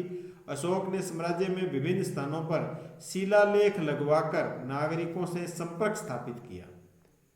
प्रतिवेदकों के माध्यम से जनता की सूचना एकत्रित करने की व्यवस्था की। प्रतिवेदकों को भेजा कि जनता के सामने क्या क्या समस्याएं हैं वो उनको एकत्रित करो। अशोक ने युद्ध नीति का त्याग कर धम्म नीति का अनुसरण किया। जनता के लिए कल्याणकारी कार्य अशोक ने करवाए। धम्म के प्रचार के लिए धम्म महापात्र की विशेष अधिकारियों की नियुक्ति की। अपने धम्म के प्रचार के माध्यम से साम्राज्य को अखंड बनाए रखने का उन्होंने प्रयास किया। तो ये प्रशासनिक सुधार उन्होंने किए। भारतीय राजनीतिक इतिहास के अध्ययन में जेम्स प्रिंसेप के शोध कार्यों का योगदान बताइए। James Prinsep east India company का अधिकारी था जिसने 1838 ईस्वी में अशोककालीन ब्राह्मी लिपि का अर्थ निकाला। शिलालेख प्राप्त किए जिसमें सम्राट अशोक का वर्णन था। बौद्ध ग्रंथों के सर्वाधिक लोकप्रिय शासक अशोक देवनाम पियदसी के साथ उनका संबंध स्थापित किया। शोध कार्य से भारतीय राजनीतिक इतिहास के अध्ययन को नई दिशा मिली क्योंकि विद्वानों ने प्रमुख राजवंशों की वंशावली की पुनर्रचना की। अन्य राजाओं के अभिलेखों ग्रंथों के अध्ययन हेतु इसका उपयोग किया जिसके परिणाम स्वरूप 20वीं शताब्दी तक भारत के इतिहास की राजनीतिक रूपरेखा स्पष्ट होकर हमारे सामने आई। तो जेम्स प्रिंसेप के शोध कार्यों के बारे में इसमें बताया गया है। 6ठी शताब्दी ईसा पूर्व से 6ठी शताब्दी ईस्वी तक कृषि क्षेत्रों में आए परिवर्तन के बारे में आपको बताना है। खेती में क्या क्या परिवर्तन हुए 6ठी शताब्दी ईसा पूर्व से 6ठी शताब्दी ईस्वी तक। 6ठी शताब्दी ईसा पूर्व से 6ठी शताब्दी ईस्वी तक उत्पादकता को बढ़ाने के लिए लोहे के फाल वाले हल का प्रयोग हुआ। गंगा की घाटी में धान की रोपाई, सिंचाई के लिए कुओं, तालाबों, नहरों का निर्माण एवं पंजाब और राजस्थान जैसे अर्धशुष्क जमीन वाले क्षेत्रों के लिए कुदाल का प्रयोग महत्वपूर्ण परिवर्तन थे जो इस काल में दृष्टिगोचर होते हैं। उपज बढ़ाने के लिए साधनों के नियंत्रण के कारण बड़े बड़े जमींदार और ग्राम प्रधान अधिक शक्तिशाली हो गए। किसानों पर अधिक नियंत्रण स्थापित हुआ। शासक वर्ग ने भूमि दान के द्वारा कृषि के नए क्षेत्रों को प्रोत्साहित करने की नीति अपनाई। आरंभिक इतिहासकारों के लिए मौर्य साम्राज्य क्यों महत्वपूर्ण था। आरंभिक इतिहासकारों के लिए मौर्य साम्राज्य क्यों महत्वपूर्ण था। मौर्य साम्राज्य का महत्व आपको बताना है। 20वीं सदी के राष्ट्रवादी नेताओं ने अशोक को प्रेरणा स्रोत क्यों माना। इतिहासकारों ने जब भारत के आरंभिक इतिहास की रचना शुरू की तो मौर्य साम्राज्य को इतिहास का एक प्रमुख काल माना। यानी वर्तमान में जो इतिहासकार है उन्होंने जब भारत का इतिहास लिखना शुरू किया तो मौर्य साम्राज्य को सबसे प्रमुख काल है वो माना। इस समय भारत ब्रिटिश साम्राज्य के अधीन एक औपनिवेशिक देश था। 19वीं और आरंभिक 20वीं सदी के भारतीय इतिहासकारों को प्राचीन भारत में ऐसे साम्राज्यों की स्थापना की संभावना बहुत ही चुनौतीपूर्ण और उत्साहवर्धक लगी। साथ ही प्रस्तर मूर्तियों सहित मौर्यकालीन सभी पुरातत्व एक अद्भुत कला के प्रमाण थे जो साम्राज्य की पहचान माने जाते थे। अभिलेखों पर लिखे संदेश से इतिहासकारों को अनुभव हुआ कि अन्य राजाओं की अपेक्षा अशोक एक बहुत शक्तिशाली और परिश्रमी लोक कल्याणकारी शासक था। यही कारण है कि 20वीं सदी के राष्ट्रवादी नेताओं ने अशोक को प्रेरणा स्रोत माना। 2 चैप्टर हमारे कंप्लीट हुए। चैप्टर नंबर 3 देखिए, बंधुत्व जाति और वर्ग यानी आरंभिक समाज, और अंक बार रहेगा 6, यानी 6 नंबरों के क्वेश्चन इस पाठ में से पूछे जाएंगे। वस्तुनिष्ठ क्वेश्चन, महाभारत का समालोचनात्मक संस्करण तैयार करने वाले महत्वाकांक्षी परियोजना आरंभ हुई। महाभारत का समालोचनात्मक संस्करण तैयार किया गया और इसको तैयार करने की जो परियोजना बनाई गई इसका प्रारंभ कब हुआ? 1919 में महाभारत का समालोचनात्मक संस्करण तैयार किया गया था। उसमें कौन सी लिपि काम में ली गई? संस्कृत लिपि। महाभारत की मूल भाषा है संस्कृत। किन शासकों को उनके मातृ नाम से जाना जाता था अथवा किस राजवंश में राजाओं के नाम से पूर्व मातृ नाम यानी माता का नाम लिखा जाता था? तो ये है सातवाहन शासक। स्वयं को अनूठा ब्राह्मण और क्षत्रियों के द्रव्य का हनन करने वाला किस शासक ने बताया? यानी कौन सा शासक था जिसने स्वयं को एक अनूठा ब्राह्मण बताया और क्षत्रियों के द्रव्य यानी घमंड को हनन करने वाला बताया? सातवाहन राजवंश का सबसे प्रसिद्ध शासक कौन था? अथवा ऐसे भी क्वेश्चन पूछा जा सकता है, किस शासक ने यह दावा किया कि उसने चारों वर्णों के बीच विवाह संबंध होने पर रोक लगाई? अथवा किस शासक ने शक शासक रुद्रदामन के परिवार से विवाह संबंध स्थापित किया? इस प्रकार 3-4 जो क्वेश्चन है वो पूछे गए हैं और उसका उत्तर है ए, गौतमी पुत्र सातकर्णी। गौतमी पुत्र सातकर्णी जिसने स्वयं को अनूठा ब्राह्मण बताया, क्षत्रियों के द्रव्य या घमंड को हनन करने वाला बताया, सातवाहन का ये सबसे प्रसिद्ध शासक था और 4 वर्णों के अंदर जो विवाह संबंध थे उन पर इसने रोक लगाई और इनके द्वारा शक शासक रुद्रदमन के परिवार से विवाह संबंध स्थापित किया गया। तो ये थे गौतमी पुत्र सातकर्णी। मनुस्मृति का संकलन किस भाषा में हुआ था? संस्कृत भाषा में। धर्मसूत्र और धर्मशास्त्र, धर्मसूत्र और धर्मशास्त्र में विवाह के प्रकारों को अपनी स्वीकृति देते हैं। यानी धर्मसूत्र और धर्मशास्त्र है वो कितने प्रकार के विवाहों को स्वीकृति देते हैं? तो ये है 8 प्रकार। आरंभिक संस्कृत परंपरा में महाभारत को किस श्रेणी में रखा जाता है? आरंभिक संस्कृत परंपरा में महाभारत को किस श्रेणी में रखा जाता है? इतिहास। विशाल महाकाव्य महाभारत में वर्तमान में कितने श्लोक है? विशाल महाकाव्य महाभारत में वर्तमान में कितने श्लोक है? 1 लाख से अधिक। 1 लाख से अधिक श्लोक है। वर्ण व्यवस्था को देवीय व्यवस्था प्रमाणित करने के लिए किस वेद का उदाहरण दिया जाता है? वर्ण व्यवस्था को देवीय व्यवस्था प्रमाणित करने के लिए किस वेद का उदाहरण दिया जाता है? ऋग्वेद का। साहित्यिक परंपरा में महाभारत के रचयिता कौन है? वेद व्यास। साहित्यिक परंपरा में महाभारत के रचयिता वेद व्यास है। चंडालों के बारे में कौन सा कथन सत्य नहीं है? इसका उत्तर है डी, यज्ञ में भाग लेना, गांव से बाहर रहना, ये चंडालों के संबंध में है। लोहे के आभूषण पहनना, फेंके हुए बर्तन का इस्तेमाल करना। तो ये 3 सत्य इनके बारे में सही है और ये सही नहीं है। कौरवों में ज्येष्ठ गंधारी का ज्येष्ठ पुत्र कौन था? कौरवों में ज्येष्ठ या गंधारी का ज्येष्ठ पुत्र कौन था? दुर्योधन। मनुस्मृति में पुरुषों के लिए धन अर्जित करने के कितने तरीकों का वर्णन किया गया है?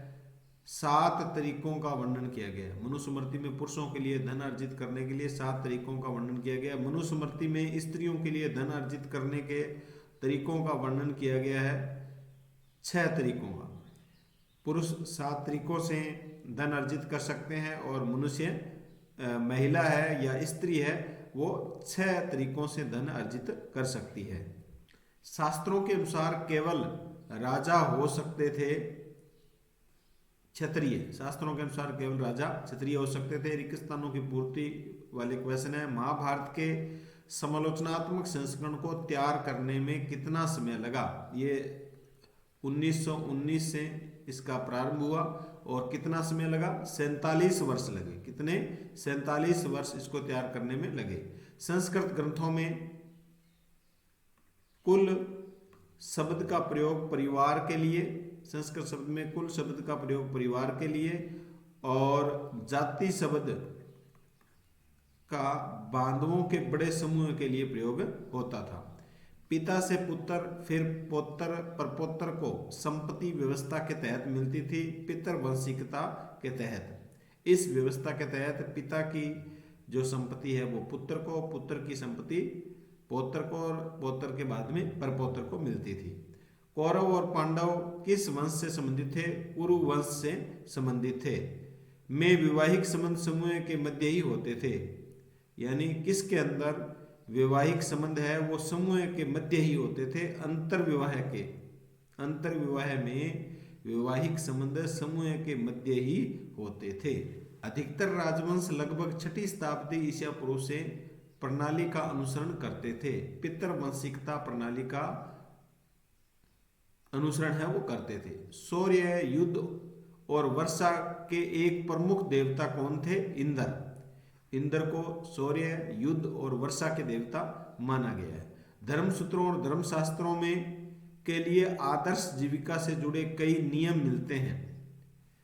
धर्मसूत्रों और धर्मशास्त्रों में 4 वर्णों के लिए आदर्श जीविका के कई नियम है वो मिलते हैं। अलग अलग नियम बनाए गए इनके लिए। जो 4 वर्ण है, आरंभिक अभिलेखों में से एक में प्रसिद्ध शक राजा द्वारा सुदर्शन सरोवर के जीर्णोद्धार का वर्णन मिलता है। तो रुद्रदमन या रुद्रदामन ने सुदर्शन झील जो गुजरात में है, इस झील का मरम्मत है वो इनके द्वारा करवाई गई थी। रुद्रदामन जो शक राजा था। पंचाल नरेश ने एक स्वयंवर का आयोजन किया था। तो पंचाल नरेश, पंचाल महाजनपद का नाम है। तो द्रुपद नाम का एक राजा था जिसने स्वयंवर का आयोजन किया था। महाश्वेता देवी की लघु कथा का शीर्षक है। महाश्वेता देवी ने एक लघु कथा लिखी थी जिसका शीर्षक है कुंती ओ निषादी। कुंती ओ निषादी। तो अच्छी तरह याद कर ले में, ये इंपॉर्टेंट है। कुंती ओ निषादी। शवों की अंत्येष्टि और मृत पशुओं को छूने वालों को कहा जाता है चंडाल। चंडालों के कर्तव्यों की सूची हमें मिलती है। चंडालों के कर्तव्यों की सूची हमें कहाँ मिलती है? मनुस्मृति में। महाभारत की मुख्य कथा के बीच हुए युद्ध का चित्रण है। 2 परिवारों के बीच ये युद्ध हुआ है, कौरव और पांडव। महाभारत की जो मुख्य कथा है उसमें 2 परिवारों यानी कौरव और पांडवों के बीच युद्ध का चित्रण किया गया है। गोत्र प्रणाली कब प्रचलन में आई? 1000 ईस्वी पूर्व के बाद। 1000 ईस्वी पूर्व के बाद में गोत्र प्रणाली है वो प्रचलन में आई। परिवार एक बड़े समूह का हिस्सा होते हैं जिन्हें हम कहते हैं संबंधी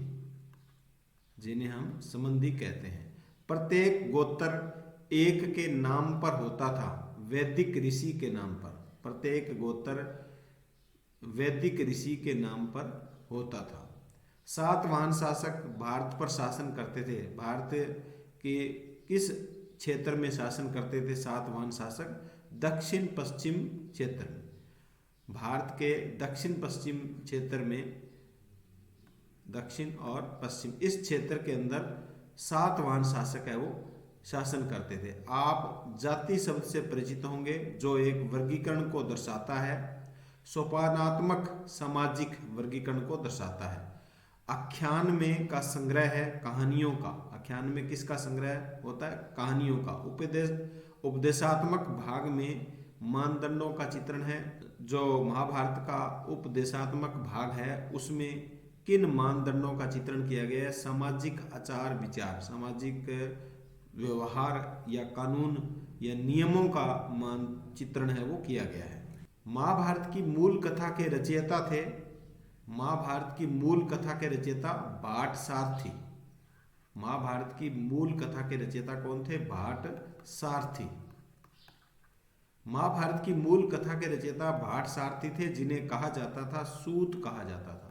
भाट सारथी को क्या कहा जाता था? सूत। में पुरातत्ववेत्ता ने मेरठ जिले के किस गांव में उत्खनन किया? 1951-52 ईस्वी में बीबी लाल 1951-52 ईस्वी में बीबी लाल ने हस्तिनापुर, मेरठ जिले के हस्तिनापुर कहाँ है? मेरठ में। नक्शे में भरना आ सकता है आपके, नक्शे भी हम आगे करवाएंगे। मेरठ जिले में नामक गांव में उत्खनन किया गया। जाति पर आधारित थी। जाति किस पर आधारित थी? जन्म पर आधारित थी।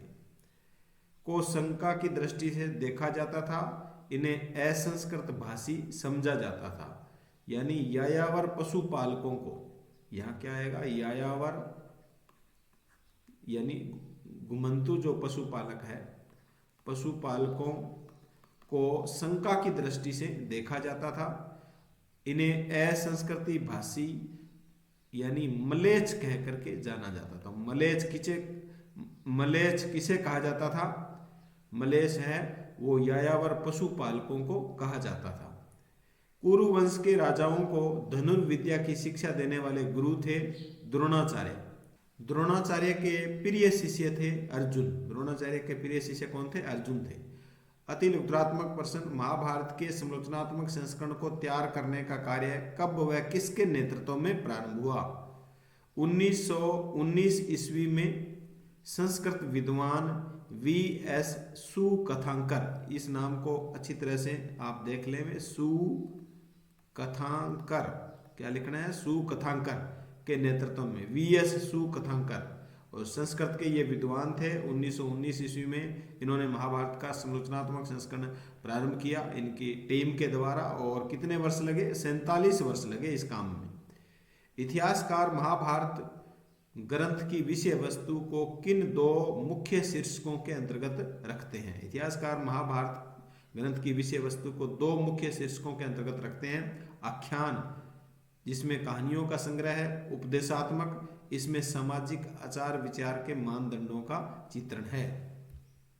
महाभारत का सबसे महत्वपूर्ण उपदेशात्मक अंश कौन सा है? महाभारत का सबसे महत्वपूर्ण उपदेशात्मक अंश भगवत गीता है, जहां कुरुक्षेत्र की युद्ध भूमि में श्री कृष्ण अर्जुन को उपदेश देते हैं। कुरुक्षेत्र की जो युद्ध भूमि है उसमें श्री कृष्ण है वो अर्जुन को उपदेश देते हैं।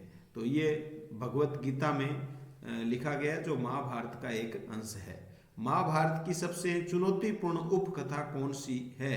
महाभारत की सबसे चुनौतीपूर्ण उपकथा द्रौपदी के पांडवों से विवाह की है। लगभग 5वीं शताब्दी ईस्वी में चीन से भारत आए किस बौद्ध भिक्षु का कहना था कि अस्पृश्यों को सड़क पर चलते हुए करताल बजाकर अपने होने की सूचना देनी पड़ती थी। फाहियान या फाशियन के द्वारा ये बात कही गई है 5वीं शताब्दी के अंदर। लगभग 7वीं शताब्दी ईस्वी में चीन से भारत आए किस चीनी यात्री ने वधिक और सफाई करने वालों को नगर से बाहर रहना पड़ता था, ये बात कही है? तो स्वेनत्सांग यानी ह्वेनसांग के द्वारा ये बात कही गई है लगभग 7वीं शताब्दी में जो भारत आए थे। बहिर्विवाह पद्धति से आप क्या समझते हैं? अपने गोत्र से बाहर विवाह करने को बहिर्विवाह पद्धति कहते हैं। अंतर्विवाह और बहिर्विवाह दोनों को याद रखना है। मनुस्मृति का संकलन कब और किस भाषा में हुआ? लगभग 200 ईस्वी पूर्व से 200 ईस्वी के मध्य संस्कृत भाषा में। ऐसे भी आ सकता है 2री शताब्दी ईसा पूर्व से 2री शताब्दी ईस्वी के मध्य। 7 महान राजाओं को उनके माता के नाम से अद्भुत चिन्हित किया जाता था। तो क्या 7 महान राजवंश में राज शासन का उत्तराधिकार मातृवंशिक होता था? नहीं, 7 महान राजाओं में राज शासन का उत्तराधिकार पितृवंशिक होता था। स्त्री धन को परिभाषित कीजिए। विवाह के समय मिले उपहार पर स्त्री का स्वामित्व माना जाता है, इसे स्त्री धन की संज्ञा दी जाती है।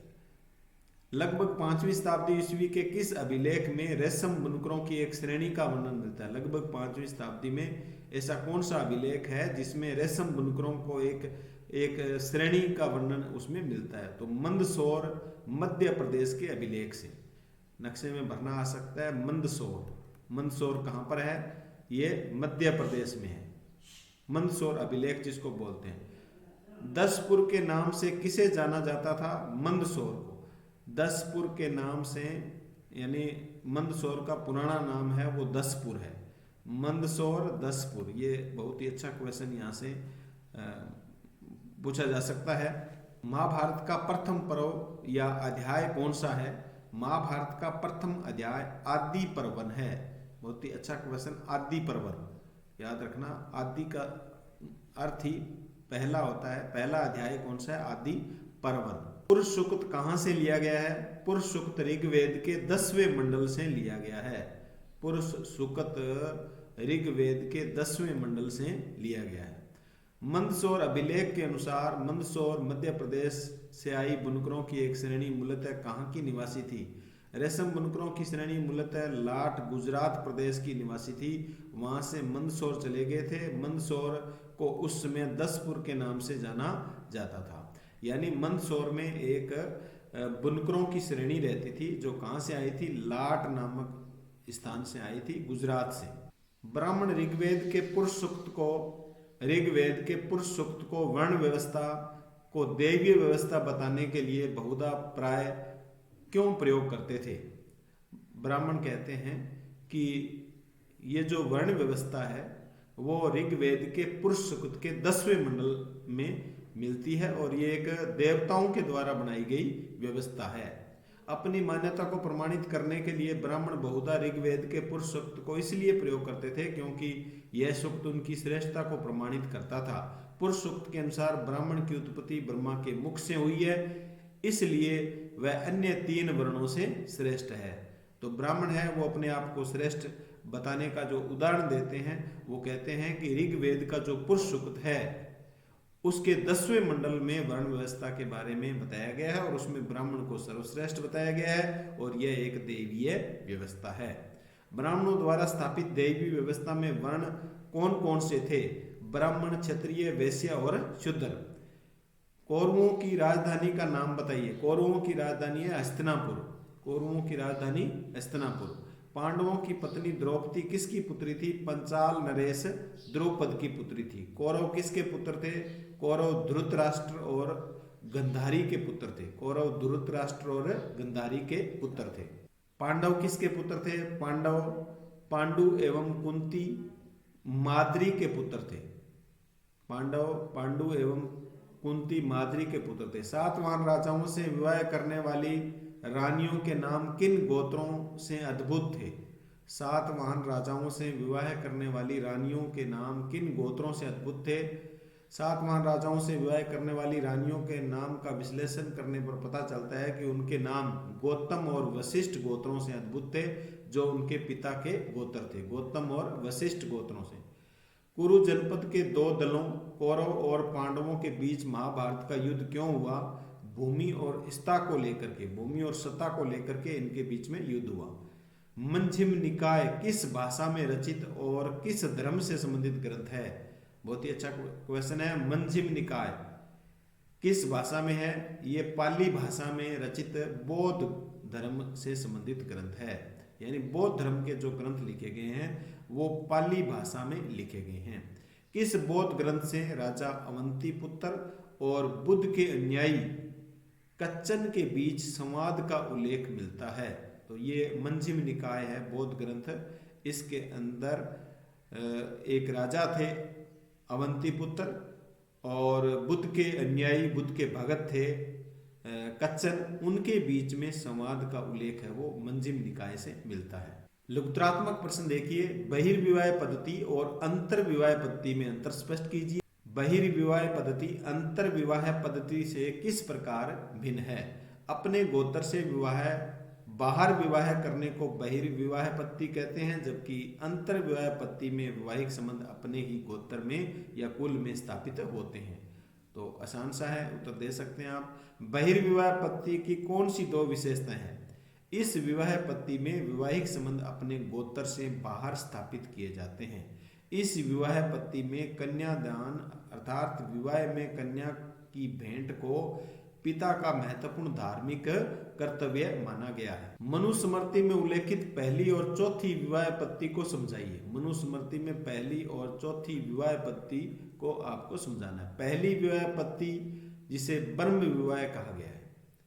मनुस्मृति में 8 प्रकार के विवाह बताए गए हैं, जिसमें पहली विवाह पद्धति है वो ब्रह्म विवाह है। इसमें पिता वर को घर बुलाकर अपनी कन्या को सौंप देता है। चौथी विवाह पद्धति जिसे प्रजापत्य विवाह कहते हैं। इस विवाह के अंतर्गत कन्या का पिता वर को कन्यादान प्रदान करते हुए यह आदेश देता है कि दोनों साथ साथ मिलकर अपने कर्तव्यों का निर्वहन करें। मनुस्मृति में उल्लेखित 5वीं और 6ठी विवाह पद्धति का समझाइए। 5वीं विवाह पद्धति जिसे असुर विवाह है, 5वीं विवाह पद्धति है वो कौन सी है? असुर विवाह है। यह विक्रय विवाह था। इसमें कन्या का पिता वर से कन्या का मूल्य लेकर के बेच देता था। तो ये हो गया असुर विवाह, यानी विक्रय विवाह इसका दूसरा नाम है। छठी विवाह पद्धति जिसे गंधर्व विवाह कहते हैं, यह प्रेम विवाह था। इसमें स्त्री और पुरुष के बीच अपनी इच्छा से संयोग होता था। धर्मसूत्र और धर्मशास्त्र में विवाह के 8 प्रकारों को अपनी स्वीकृति देते हैं। इनमें से कौन से विवाह उत्तम और कौन से विवाह निंदित माने गए? 8 प्रकार के विवाह धर्म ग्रंथों में स्वीकृति प्रदान की गई है। इनमें 4 विवाह तो उत्तम है और 4 को निंदित माना गया है। धर्मसूत्र एवं धर्मशास्त्र विवाह में 8 प्रकारों को अपनी स्वीकृति देते हैं। विवाह के 8 प्रकारों में से प्रथम 4 ब्रह्म विवाह, देवीय विवाह, आर्ष विवाह और प्रजापत्य विवाह उत्तम माने जाते हैं। चारों के नाम आपको याद रखना है, ब्रह्म, देव, आर्ष और प्रजापत्य।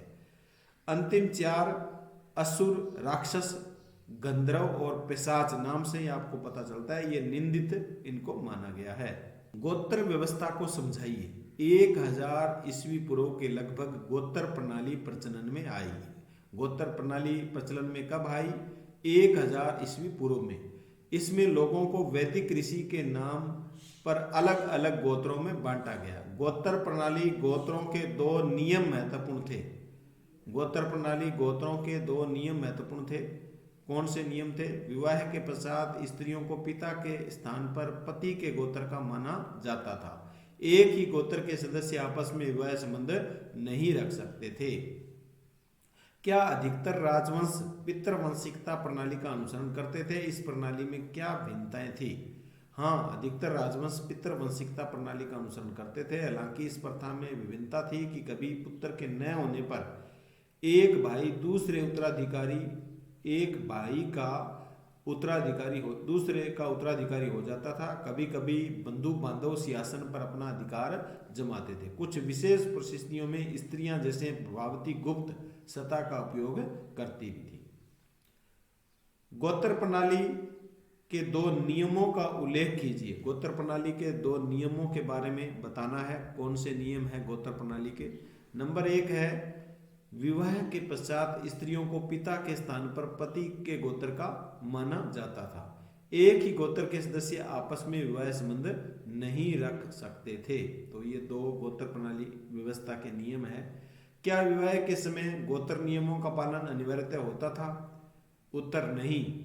उदाहरण के लिए सातवाहन राजाओं ने गोत्र प्रणाली के नियमों का पालन नहीं किया। सातवाहन राजाओं को उनके मातृ नाम से जाना जाता था। सातवाहन राजाओं की रानियों ने विवाह के बाद भी अपने पिता के गोत्र को कायम रखते हुए अपने पति कुल के गोत्र को ग्रहण नहीं किया। सातवाहन राजाओं की कुछ रानियां एक ही गोत्र से थी, यानी उनका अंतर विवाह हुआ था। तो इन्होंने जो विवाह के नियम थे, गोत्र नियम थे, सातवाहन शासकों ने पालन इनका नहीं किया।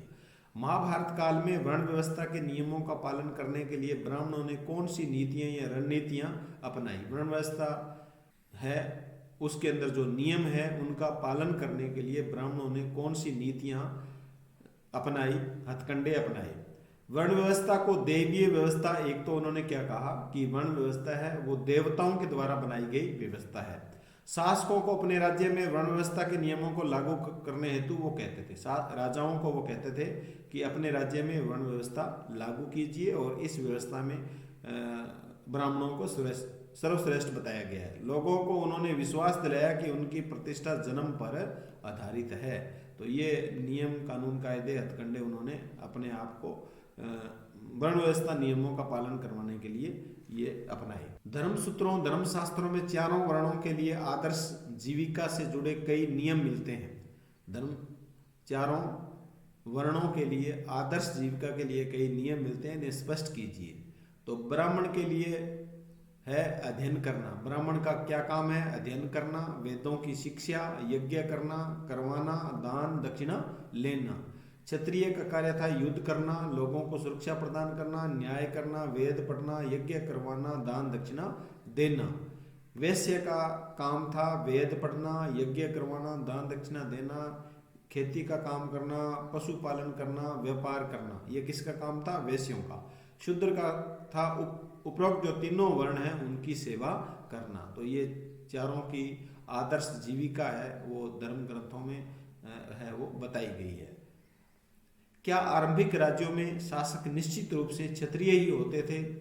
क्या आरंभिक राज्यों में राजत्व क्षत्रिय कुल में जन्म लेने पर ही निर्भर करता था नहीं, शास्त्रों के अनुसार केवल क्षत्रिय राजा हो सकते थे। शास्त्रों के अनुसार तो क्षत्रिय राजा हो सकते थे, किंतु अनेक महत्वपूर्ण राजवंशों की उत्पत्ति अन्य वर्णों से भी हुई है। जैसे मौर्य शासकों को ब्राह्मणीय शास्त्र नियम निम्न कुल का मानते हैं।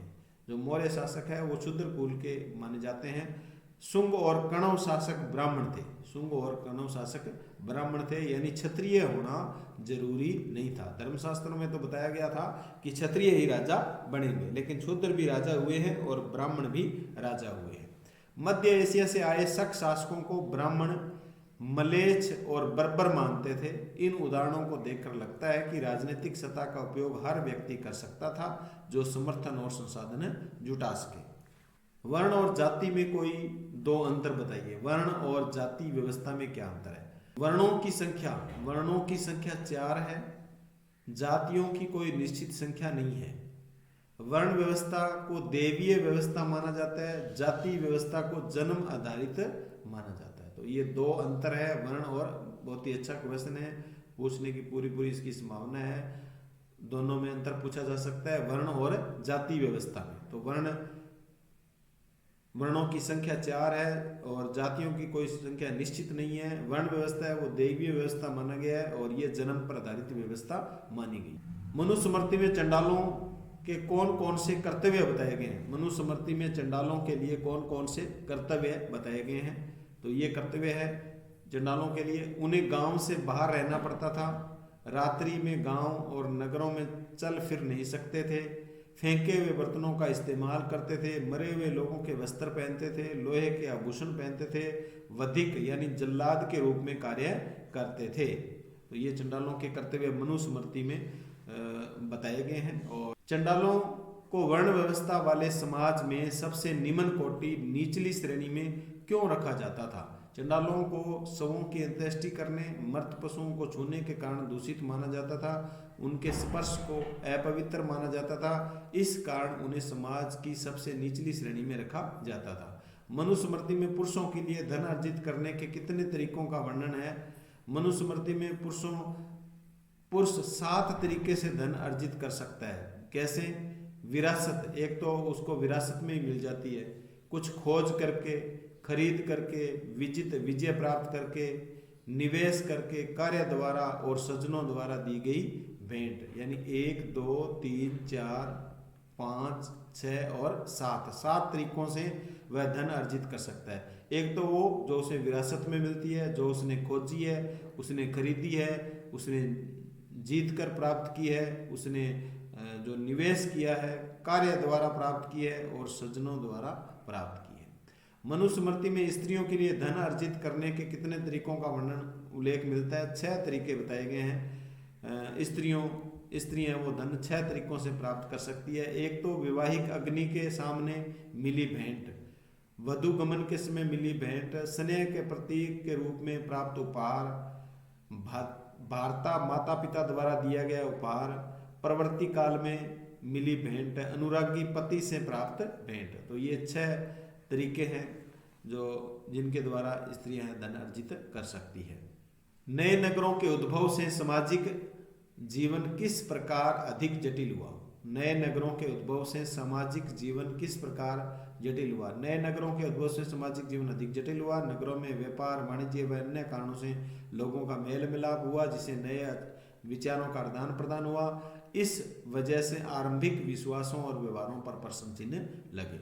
नए नगरों के उद्भव से सामाजिक जीवन में आई जटिलता का समाधान किस प्रकार किया गया? सामाजिक जीवन में जटिलता से उत्पन्न चुनौतियों के जवाब में ब्राह्मणों ने समाज के लिए विस्तृत आचार संहिता तैयार की। ब्राह्मणों को इन आचार संहिताओं का पालन करना होता था, किंतु बाकी समाज को भी इनका अनुसरण करना होता था। लगभग 500 ईसा पूर्व से इन मानदंडों का संकलन धर्म सूत्र और धर्मशास्त्र नामक ग्रंथों में भी किया। यानी नगरों के अंदर जो सामाजिक व्यवस्था थोड़ी जटिल हो गई थी, उसका समाधान करने के लिए ब्राह्मणों ने कुछ आचार संहिता या नियम बनाए थे। इतिहासकार किसी ग्रंथ या साहित्यिक स्रोत का विश्लेषण करते समय अनेक पहलुओं पर विचार करते हैं। उन पहलुओं का उल्लेख कीजिए। ग्रंथ की भाषा, किसी साहित्यिक स्रोत का वो विश्लेषण करते हैं तो सबसे पहले ग्रंथ की भाषा देखते हैं, ग्रंथ की विषय वस्तु क्या है, लेखक के बारे में जानकारी जुटाते हैं और ग्रंथ का रचना काल, किस समय में ग्रंथ की रचना हुई थी, इन पहलुओं पर वो चर्चा करते हैं, उल्लेख करते हैं। महाभारत कालीन स्त्रियों की विभिन्न समस्याएं थी, उनका उल्लेख कीजिए। स्त्री को भोग की वस्तु समझा जाता था। महाभारत काल में स्त्री को भोग की वस्तु समझा जाता था। स्त्रियां पैतृक संपत्ति में हिस्सेदारी की मांग नहीं कर सकती थी। स्त्रियों की स्थिति पुरुषों से निम्न थी। पत्नी को पति की संपत्ति के रूप में माना जाता था। स्त्रियों को सीमित अधिकार ही प्राप्त थे। यानी महाभारतकालीन ये स्त्रियों की समस्याएं थी जो भारत के संविधान बनने के बाद में ये दूर हुई। महाभारत की सबसे चुनौतीपूर्ण उपकथा द्रौपदी के बहुपति विवाह से संबंध में इतिहासकारों के विभिन्न मत है। किन्हीं दो मतों का उल्लेख कीजिए। विशिष्ट शासक वर्ग में बहुपति प्रथा का प्रचलन होना, हिमालय क्षेत्र में आज भी बहुपति प्रथा का प्रचलन होना, युद्ध के समय स्त्रियों की कमी के कारण बहुपति प्रथा को अपनाया गया। तो ये दो मत है इतिहासकारों के बहुपति द्रौपदी के द्वारा बहुपति विवाह करने के संबंध में। पितृवंशिकता और मातृवंशिकता में अंतर बताइए। वह वंश परंपरा जो पिता के बाद पुत्र, फिर पौत्र, प्रपौत्र आदि से चलती है उसे पितृवंशिकता कहते हैं। मातृवंशिकता का अर्थ है वह वंश परंपरा जो मां से जुड़ी होती है। 600 ईसा पूर्व से 600 ईस्वी तक के मध्य आर्थिक और राजनीतिक जीवन में हुए अनेक परिवर्तनों ने समकालीन समाज पर क्या प्रभाव छोड़ा। वन क्षेत्रों में कृषि का विस्तार हुआ जिससे वहां रहने वाले लोगों की जीवन शैली में परिवर्तन आया।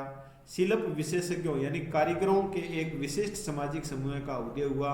संपत्ति के असमान वितरण ने सामाजिक विषमताओं, भेदभाव को अधिक प्रखर बनाया।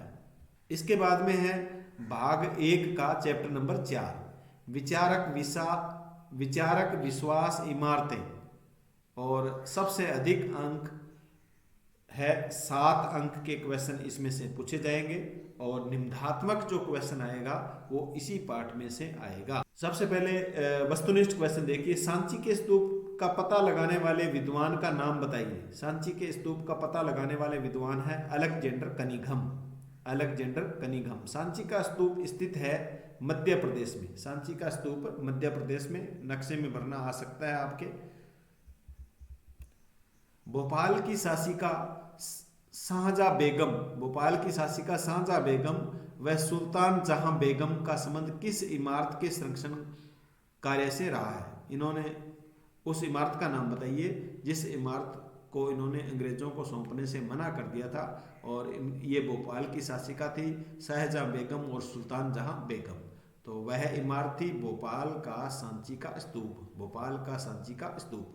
ऋग्वेद का संकलन काल माना जाता है 1500 से 1000 ईस्वी पूर्व। बौद्ध धर्म के बौद्ध मठों में रहने वाले लोगों के लिए नियमों का संग्रह मिलता है विनय पिटक में। देखो 3 पिटक है इनके, कौन कौन से हैं? विनय पिटक, अधिधम पिटक और सुत पिटक, जिन्हें त्रिपिटक भी कहते हैं। पिटक का अर्थ है टोकरी।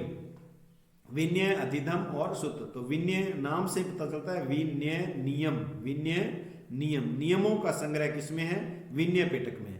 किस पिटक में मगध के राजा अजातशत्रु और बुद्ध के बीच बातचीत का वर्णन मिलता है? कौन सा पिटक है जिसमें मगध का राजा था अजातशत्रु और बुद्ध के बीच जो उनके बीच में संवाद हुआ है उसका वर्णन मिलता है? तो वह है सुत पिटक। सुत पिटक। अजात शत्रु, शत्रु सुत, शत्रु सुत, ऐसे याद करना है आपको। जैन परंपरा के अनुसार महावीर से पहले 23 शिक्षक हो चुके थे, उन्हें कहा जाता था तीर्थंकर। जैन परंपरा में महावीर से पहले 23 तीर्थंकर हो चुके थे। 23वें थे पार्श्वनाथ और इनको कहा जाता था तीर्थंकर का। कहानी जिसमें कमालवती नामक एक महारानी अपने पति को संन्यास लेने के लिए समझा रही है, इसकी जानकारी हमें किस ग्रंथ से मिलती है? उत्तरायण सूत्र ग्रंथ से। उत्तरायण सूत्र ग्रंथ से हमें इसकी जानकारी मिलती है। गुंटूर जिला आंध्र प्रदेश का वह स्थल है जहां स्थित एक मूर्ति में बुद्ध के महल से जाते हुए दिखाया गया है। गुंटूर जिला जो कहां पर है? आंध्र प्रदेश में है। और यहाँ पर एक मूर्ति में बुद्ध के महल से जाते हुए दिखाया गया है। तो ये गुंटूर जिला आंध्र प्रदेश में कौन सा स्थल है? अमरावती नामक स्थल है, अमरावती। सुत्त पिटक में बुद्ध किस अमीर गृहपति को नौकरों व कर्मचारियों की देखभाल के संबंध में सलाह देते हैं? तो यह है सिंगल। बुद्ध ने अपने प्रिय शिष्य आनंद के समझाने पर महिलाओं को संघ में प्रवेश की अनुमति दी। संघ में प्रवेश पाने वाली पहला महिला कौन सी थी? महाप्रजापति गौतमी। यानी बुद्ध ने कहा था कि महिलाओं को हम संघ में शामिल नहीं करेंगे, लेकिन उनके प्रिय शिष्य थे आनंद, उनके समझाने पर बुद्ध है वो उन्होंने अनुमति दी महिलाओं को संघ में प्रवेश की। और सबसे पहले जो सदस्य बनी पहली महिला थी वह थी गौतमी, महाप्रजापति गौतमी। निम्न में असंगत है, असंगत आपको बताना है। बुद्ध का ज्ञान प्राप्ति स्थल है बोध गया। बोध गया बिहार में इनको ज्ञान प्राप्त हुआ था। बुद्ध का जन्म स्थान है लुम्बिनी बिहार में। बुद्ध द्वारा प्रथम उपदेश सारनाथ में, बुद्ध द्वारा प्रथम उपदेश कहाँ दिया गया? सारनाथ में दिया गया। बुद्ध का निब्बान प्राप्ति स्थल लुम्बिनी, लुम्बिनी नहीं है। बुद्ध का निर्वाण है वो कुशीन नगर में हुआ था।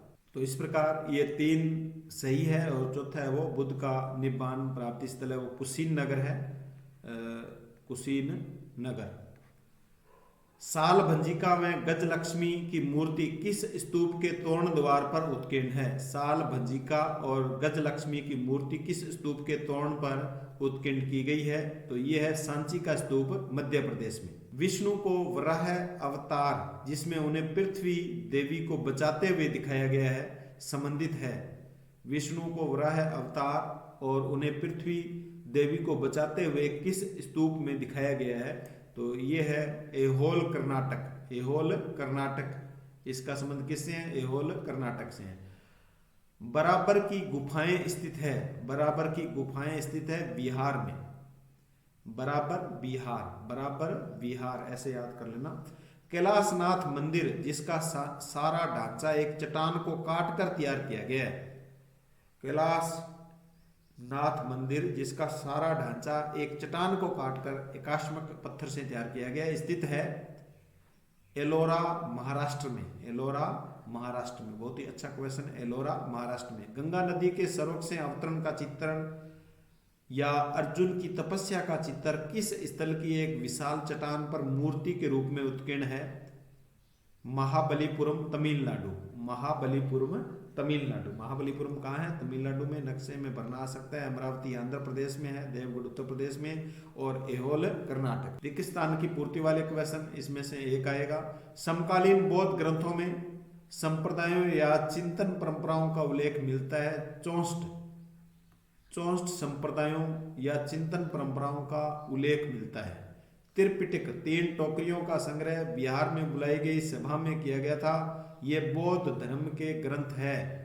तो किस सभा में इनका संग्रह है वो किया गया था? वैशाली, वैशाली के अंदर बौद्ध धर्म की सभा बुलाई गई थी, उसके अंदर इनका संग्रह किया गया था। दीपवंश और महावंश में किसका इतिहास मिलता है? तो श्रीलंका का बौद्ध इतिहास मिलता है। श्रीलंका के अंदर जो बौद्ध धर्म है उसका इतिहास हमें दीपवंश और महावंश ग्रंथों में मिलता है। जब बौद्ध धर्म पूर्व एशिया में फैला था तब और जैसे तीर्थयात्री बौद्ध ग्रंथों की खोज में चीन से भारत आए थे। फाहियान और स्वेंत्स्यांग जैसे चीनी यात्री भारत आए थे। फाहियान 5वीं में और 7वीं शताब्दी के अंदर स्वेंत्स्यांग आए थे।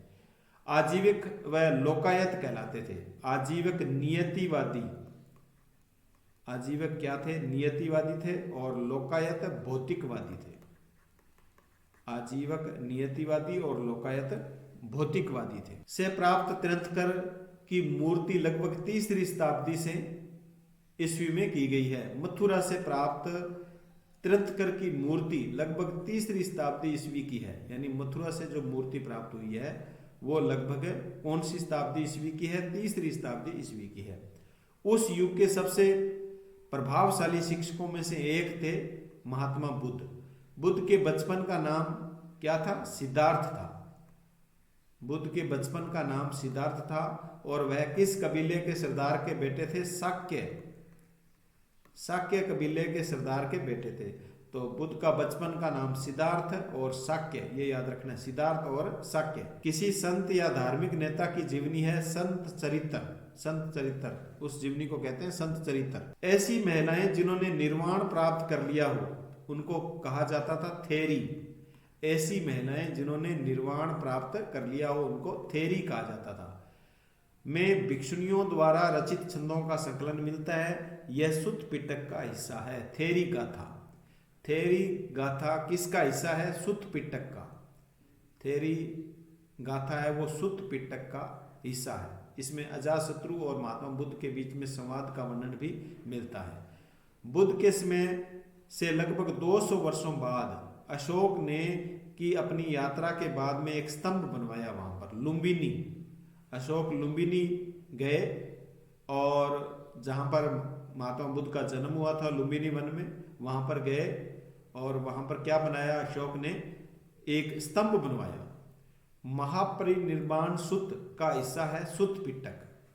महापरिनिर्वाण सुत्त किसका हिस्सा है? सुत्त पिटक। शेष नाग पर आराम करते हुए विष्णु की मूर्ति मिलती है देवगढ़ में। शेष नाग पर आराम करते हुए विष्णु की मूर्ति हमें कहां से मिलती है? देवगढ़ से। इतिहासकार ने सांची को वृक्ष और सर्प पूजा का केंद्र माना था। किस इतिहासकार ने सांची को वृक्ष और सर्प पूजा का केंद्र माना था? James Ferguson. अच्छी तरह याद कर ले में, जेम्स फर्गुसन। इतिहासकार जेम्स फर्गुसन ने सांची को वृक्ष और सर्प पूजा का केंद्र माना था। अब जो महत्वपूर्ण क्वेश्चन आने वाला है वो निबंधात्मक क्वेश्चन इस पाठ में से आएगा, तो अच्छी तरह इसको याद करके जाएं।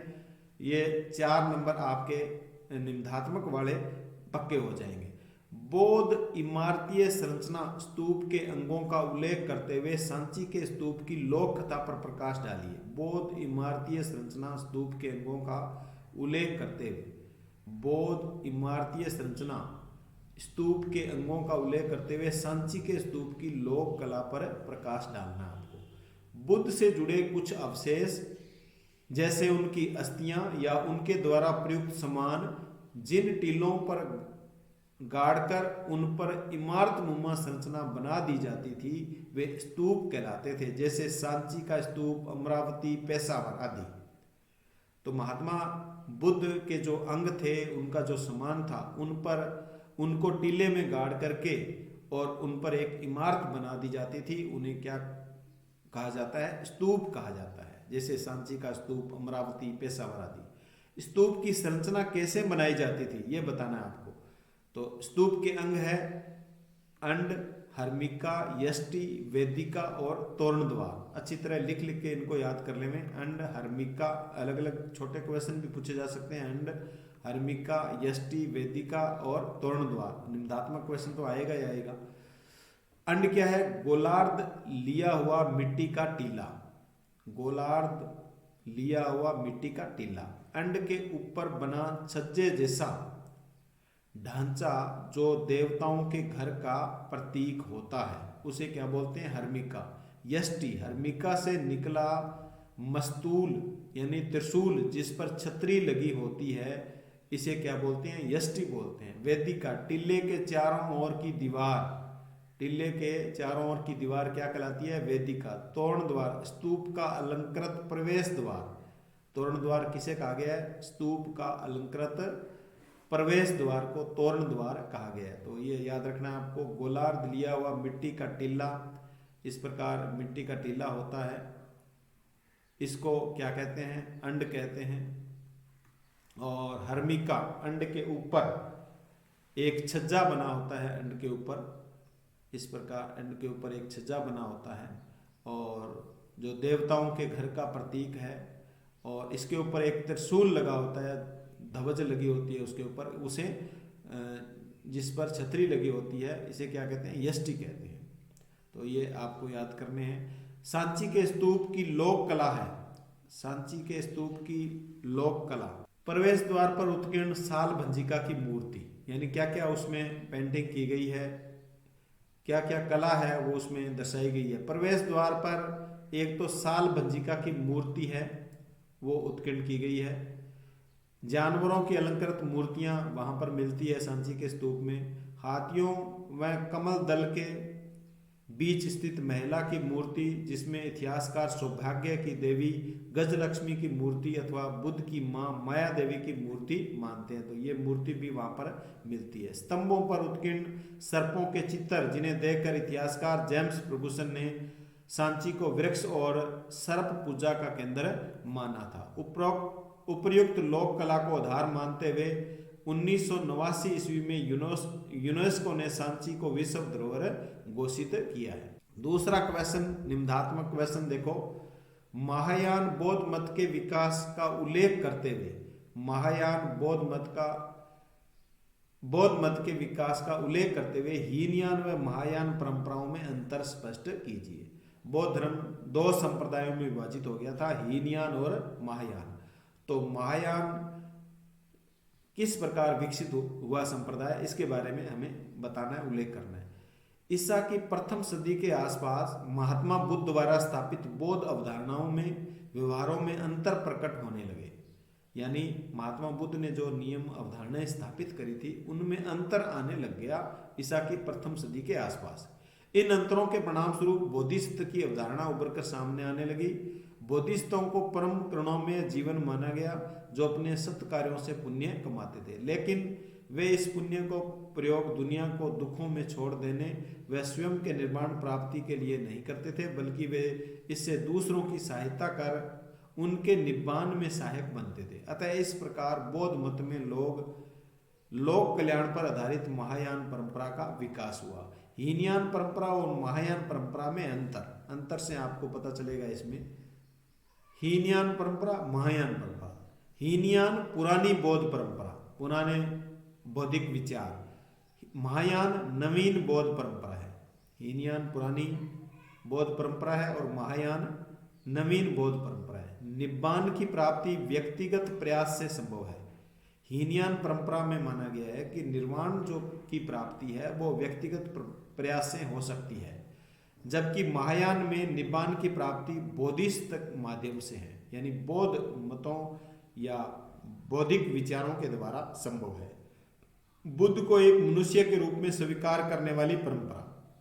हीनयान परंपरा में बुद्ध को एक मनुष्य के रूप में स्वीकार किया गया है, जबकि महायान के अंदर बुद्ध को एक देवता का दर्जा प्रदान किया गया। बहुत ही अच्छे क्वेश्चन यहाँ पर देखो दिए गए हैं, कंपटीशन के लिए भी अच्छे क्वेश्चन ये। मूर्ति पूजा का निषेध किया गया है। हीनयान परंपरा में मूर्ति पूजा को निषेध माना गया है, जबकि महायान में बुद्ध व बोधिसत्वों की मूर्ति की पूजा को माना गया है। इस प्रकार बौद्ध धर्म की हीनयान परंपरा में रूढ़िवादी स्वरूप, वहीं महायान परंपरा में कल्याणकारी स्वरूप को देखने को मिलता है। तो रूढ़िवादी माना गया हीनयान को, इसी कारण से महायान परंपरा का उदय होता है। नेक्स्ट जो निबंधात्मक क्वेश्चन इसमें बनता है वह है, पौराणिक हिंदू धर्म के उदय का उल्लेख करते हुए मंदिर परंपरा के विकास के माध्यम से इसके स्वरूप पर प्रकाश डालिए। मुक्तिदाता की कल्पना के रूप में वैष्णव और शैव परंपराओं के रूप में हमें पौराणिक हिंदू धर्म के दर्शन होते हैं। वैष्णव और शैव परंपरा के रूप में हमें पौराणिक हिंदू धर्म के दर्शन होते हैं, जिसमें एक विशेष देवता की पूजा की खास महत्व दिया जाता था।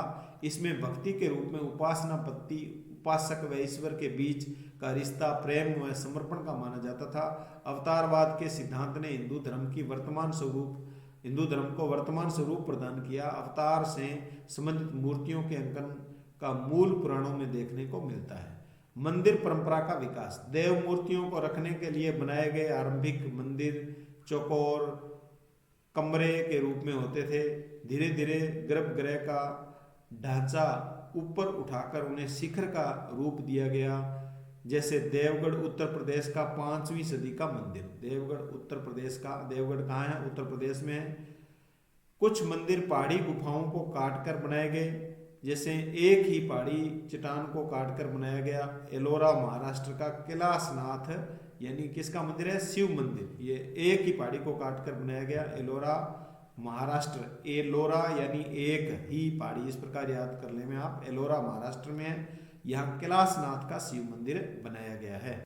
आगे चलकर ये मंदिर ही मूर्ति कला के प्रमुख केंद्र बने, जिसका दिलचस्प उदाहरण महाबलीपुरम तमिलनाडु के एक विशाल चट्टान पर उत्कीर्ण गंगा अवतरण या अर्जुन की तपस्या की मूर्तियों के रूप में देखने को मिलता है। मंदिर विकास से संबंधित और स्तूपों से संबंधित और महायान और हीनयान से संबंधित निबंधात्मक क्वेश्चन है वो इस चौथे पाठ में से पूछे जाएंगे, ये आप याद कर लें। और दूसरा जो भाग होगा, दूसरी जो हमारी किताब है कक्षा 12 की, उसका जो अध्याय 5 है यात्रियों के नजरिए, ये हम नेक्स्ट वीडियो में पढ़ेंगे।